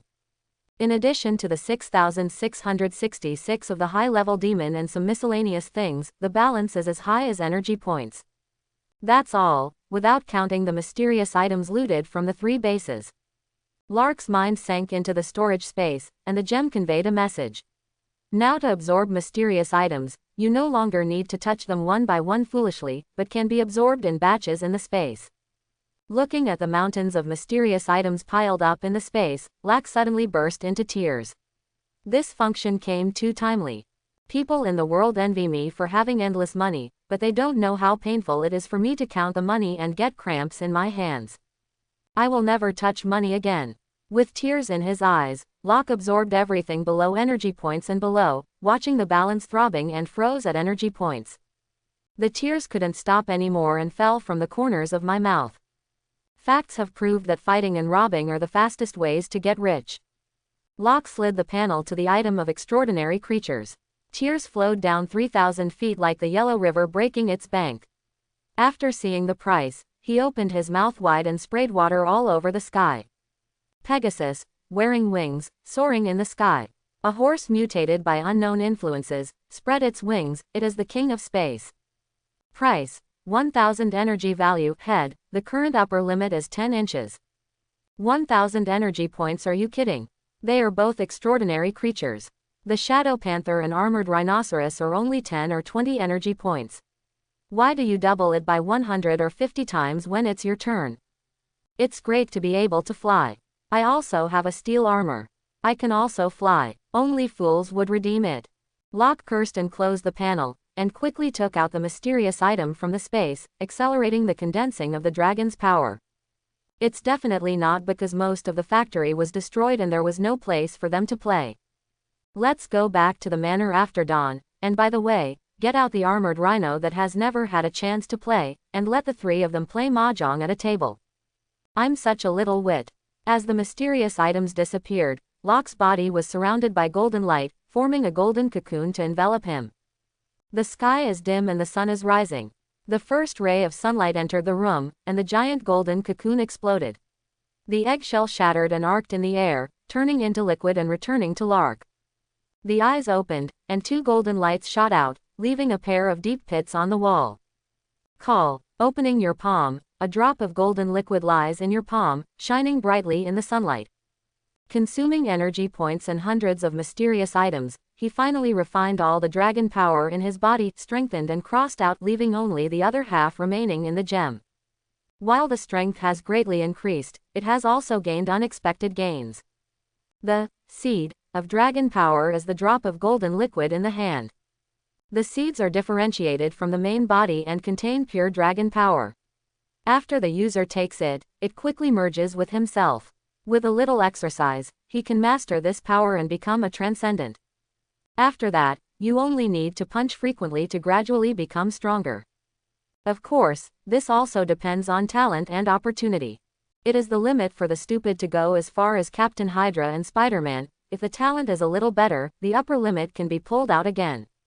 But no matter what, it is impossible to be stronger than Lark. The seed is limited to the body and cannot betray the body. Unless the body dies, it will never be able to turn over. Just so domineering. Of course, for the vast majority of people, it is a great blessing to be able to step into Chalfon, and they don't care about these details. The operation is stable. Lark took back the seeds and walked out of the room, rushed into Tony's room, and slapped his chest under his horrified gaze. Boom. Cough cough, cough cough, come quickly, someone murdered the chairman of the Stark group. Tony stepped back, covering his chest, spreading his hands and grabbing Pepper's hand, with an exaggerated expression. Pepper, someone murdered me, call the police and arrest him, or you will lose me forever. Pepper slapped his hand away in disgust, folded the clothes again, and said, it's good. Anyway, I can raise Morgan by myself, with or without you. Tony was shocked. You, if that's the case, then I'll leave. Humph. As he spoke, he grabbed his clothes and rushed out the door. Pepper cursed and chased after him. Rucker, I'm such a fool, why did I have to come and knock on the door? I can just wait in the hospital. Hospital. Stark number 1 landed on the rooftop, and Lark and the three got off the plane. Tony's face was hesitant and his steps were slow. He knew very well how difficult it was to remove the shrapnel from the body with current medical technology. The success rate is less than 1 in 10,000. Any small mistake by the surgeon during the operation could cause shrapnel to flow into the heart, allowing him to reunite with Howard. Share family happiness. Locke leisurely followed behind him, playing with his mobile phone. With the seeds in his body, unless the chief surgeon died suddenly on the spot, it would be difficult to fail. But he hasn't told Tony yet. Who told you to feed me dog food early in the morning? You deserve it. Ding. Boss, Ms. Eleanor's matter is settled. Great job, Hailsham. Hold a commendation meeting at the factory at night, make sure everyone is present, and those who didn't show up will bring their rewards back. I'll thank the boss on their behalf. They deserve it. Who are you texting? Tony leaned over and asked curiously. He was a little nervous and wanted to chat with someone. Hailson, I asked him to hand out the reward. Oh, this really can't be delayed. Tony still wanted to speak, but the dean walked out of the elevator with a middle-aged man in a suit and tie with a gentle smile. "Boss, finally, this is Professor Wu, a well-known heart surgery expert in Dongguo." "I know Chakravartin," Lark added in his mind. "Don't you dare. How dare you call yourself a professor in front of the genius inventor Mr. Stark? Just call me Wu." The wheel-running king waved his hands again and again, showing the unique humility of the Dongguo people, and his eyes swept over Locke behind him from time to time. Tony didn't play the role of a billionaire, he greeted him with a smile, and quickly won the respect of the other party by virtue of his understanding of his injury. Any fool knows not to play tricks on the attending doctor. Chakravartin and his medical team had already studied Tony's situation, so after a brief inquiry, they started the operation directly. Operating room. Tony was lying on the operating table with a tragic face, with a white cloth covering his chest, and the surrounding medical staff stared at him with knives and forks, chainsaws and other equipment. Lark and Pepper stood in the corridor, watching what was going on inside through the glass. Pepper pinched the corner of his clothes, looking nervous. "Do you really want to use a chainsaw?" Locke nodded seriously. "Well, it's powerful and easy to use." Seeing that she was about to burst into tears, Lark hurriedly comforted her. "Don't worry, I put something on Tony, there will be no problems with the operation." "Really? You didn't lie to me?" Before Lark could answer, the answer was given in the operating room. The Runner King carefully took out the ring device around the chest, and the pliers were ready to go, ready to pinch out the shrapnel embedded in the viscera at any time. Puff. "What is this? Why is that?" The wheel-running king stared wide-eyed, as if he had seen something unbelievable, and the pliers were still unable to make a move in midair. When the assistant saw this, he thought there was a medical accident, so he immediately approached him and made a facial expression with him. In the deep pit the size of a fist, blood-red muscles squirmed, and black debris was constantly squeezed out, forming a small mound in the middle. This scene was so shocking that it broke the medical common sense of the two. Have you ever seen a patient who was shot? The muscles will automatically expel the shrapnel from the body, and pile them up for you to clean up by the way. Anyway, the assistant didn't see it. What's going on? What the hell? His body cleaning function is so strong, what the hell? Ahem, Xiaohe, pay attention to the influence, don't forget that you are not in China now. The Wheel King coughed lightly, calmly took the straw and sucked away the debris, while pretending to be a master and teaching his apprentice. Xiaohe, as a doctor, no matter what surprising things you see during surgery, you can't panic. Every slight mistake will cause unforeseen consequences. We must treat the patient. Master, your hands seem to be shaking. You read it wrong. When you go back, copy the medical rules 50 times and give them to me. Now let's continue. The operation went smoothly. No, it should be said that there was no operation at all. The Wheel King just held the straw and sucked away the squeezed debris from his muscles. Junku Pavilion. It's that simple. Luck even experienced the pleasure of a vacuum cleaner himself during the process. After half an hour of this, the scan results showed that the shrapnel had been cleared away, and the Wheel King simply ended the operation, marking the end of this bizarre operation. The Wheel King took credit for the whole process and was too embarrassed to claim credit, so he let others out of the operating room first. As soon as the door closed, Lark noticed that Tony's eyelids moved slightly, and immediately took a long white cloth and put it on him, then put his arms around Pepper, and winked at her. Pepper's beautiful eyes quickly understood what he meant, and she immediately sweated for Tony. I don't know whether it is good or bad to have such a younger brother on the stall. Tony opened his eyes in a daze, the glaring white light flooded in and he subconsciously squinted, and the two outlines gradually became clear. Locke put down the white cloth, with a look of grief gloating at other people's misfortunes, and hugged the heartbroken Pepper tightly with his right hand, and said solemnly, "You woke up. The surgery was successful. There are no problems with your basic functions. Don't worry." Okay. Tony's eyes widened, the effect of the anesthesia wore off, and he lifted the white cloth with the fastest hand speed in his life. Lark, Squid, ha ha ha ha, just kidding you. You fool, don't run away if you have the guts. Put down the scalpel if you dare. Bear Mountain State Park. Banner pushed open the door and yawned long in the morning sun, then took the tea mug and toothbrush under the eaves, walked to the stream and began to rinse his mouth. Grr, poof, hey, there are fish. A blue-gray figure swam quickly in the stream, swallowing all the white foam into its belly. Banner's eyes lit up. He carefully put down the tea mug, picked up a branch with his right hand, clasped his hands, and followed the figure of the fish with his eyes. Idiot, you can't catch any fish. At this time, a stone fell from the sky and hit the water. The fish was frightened and swung its tail before disappearing, and the splash of water covered Banner's face. He raised his head angrily, and waved his steel fork at the glazed macaw in the sky. You silly bird, do you know that is our breakfast today? The parrot swooped in the air, accelerated and rolled, loosened its claws, and smashed the nuts at Banner like cannonballs, and Banner skillfully raised his hand to grab them. Ha! Are the pine nuts ripe? The parrot circled half a circle without falling, and shouted in the direction of the river, there is someone, there is someone. Hearing this, Banner immediately put the nuts into his arms, lay down behind the stone and entered a state of alert. Over the past few months, he has often avoided traveling friends, and he has developed excellent hiding skills. Within a radius of 500 meters, any trouble can escape his eyes. He was confident that even if the military came, he would be able to find out immediately and take Shaolin with him to escape. Seeing his obscene movements in the air, the parrot sneered heartily by flapping its wings. Ha ha, idiot, fool, tch, this is called being cautious, what do you know? Knowing that he made a joke just now, Banner patted his chest and stood up calmly. Anyway, I was the only one present, and no one would know unless I said it. I hope everyone will support it and subscribe more.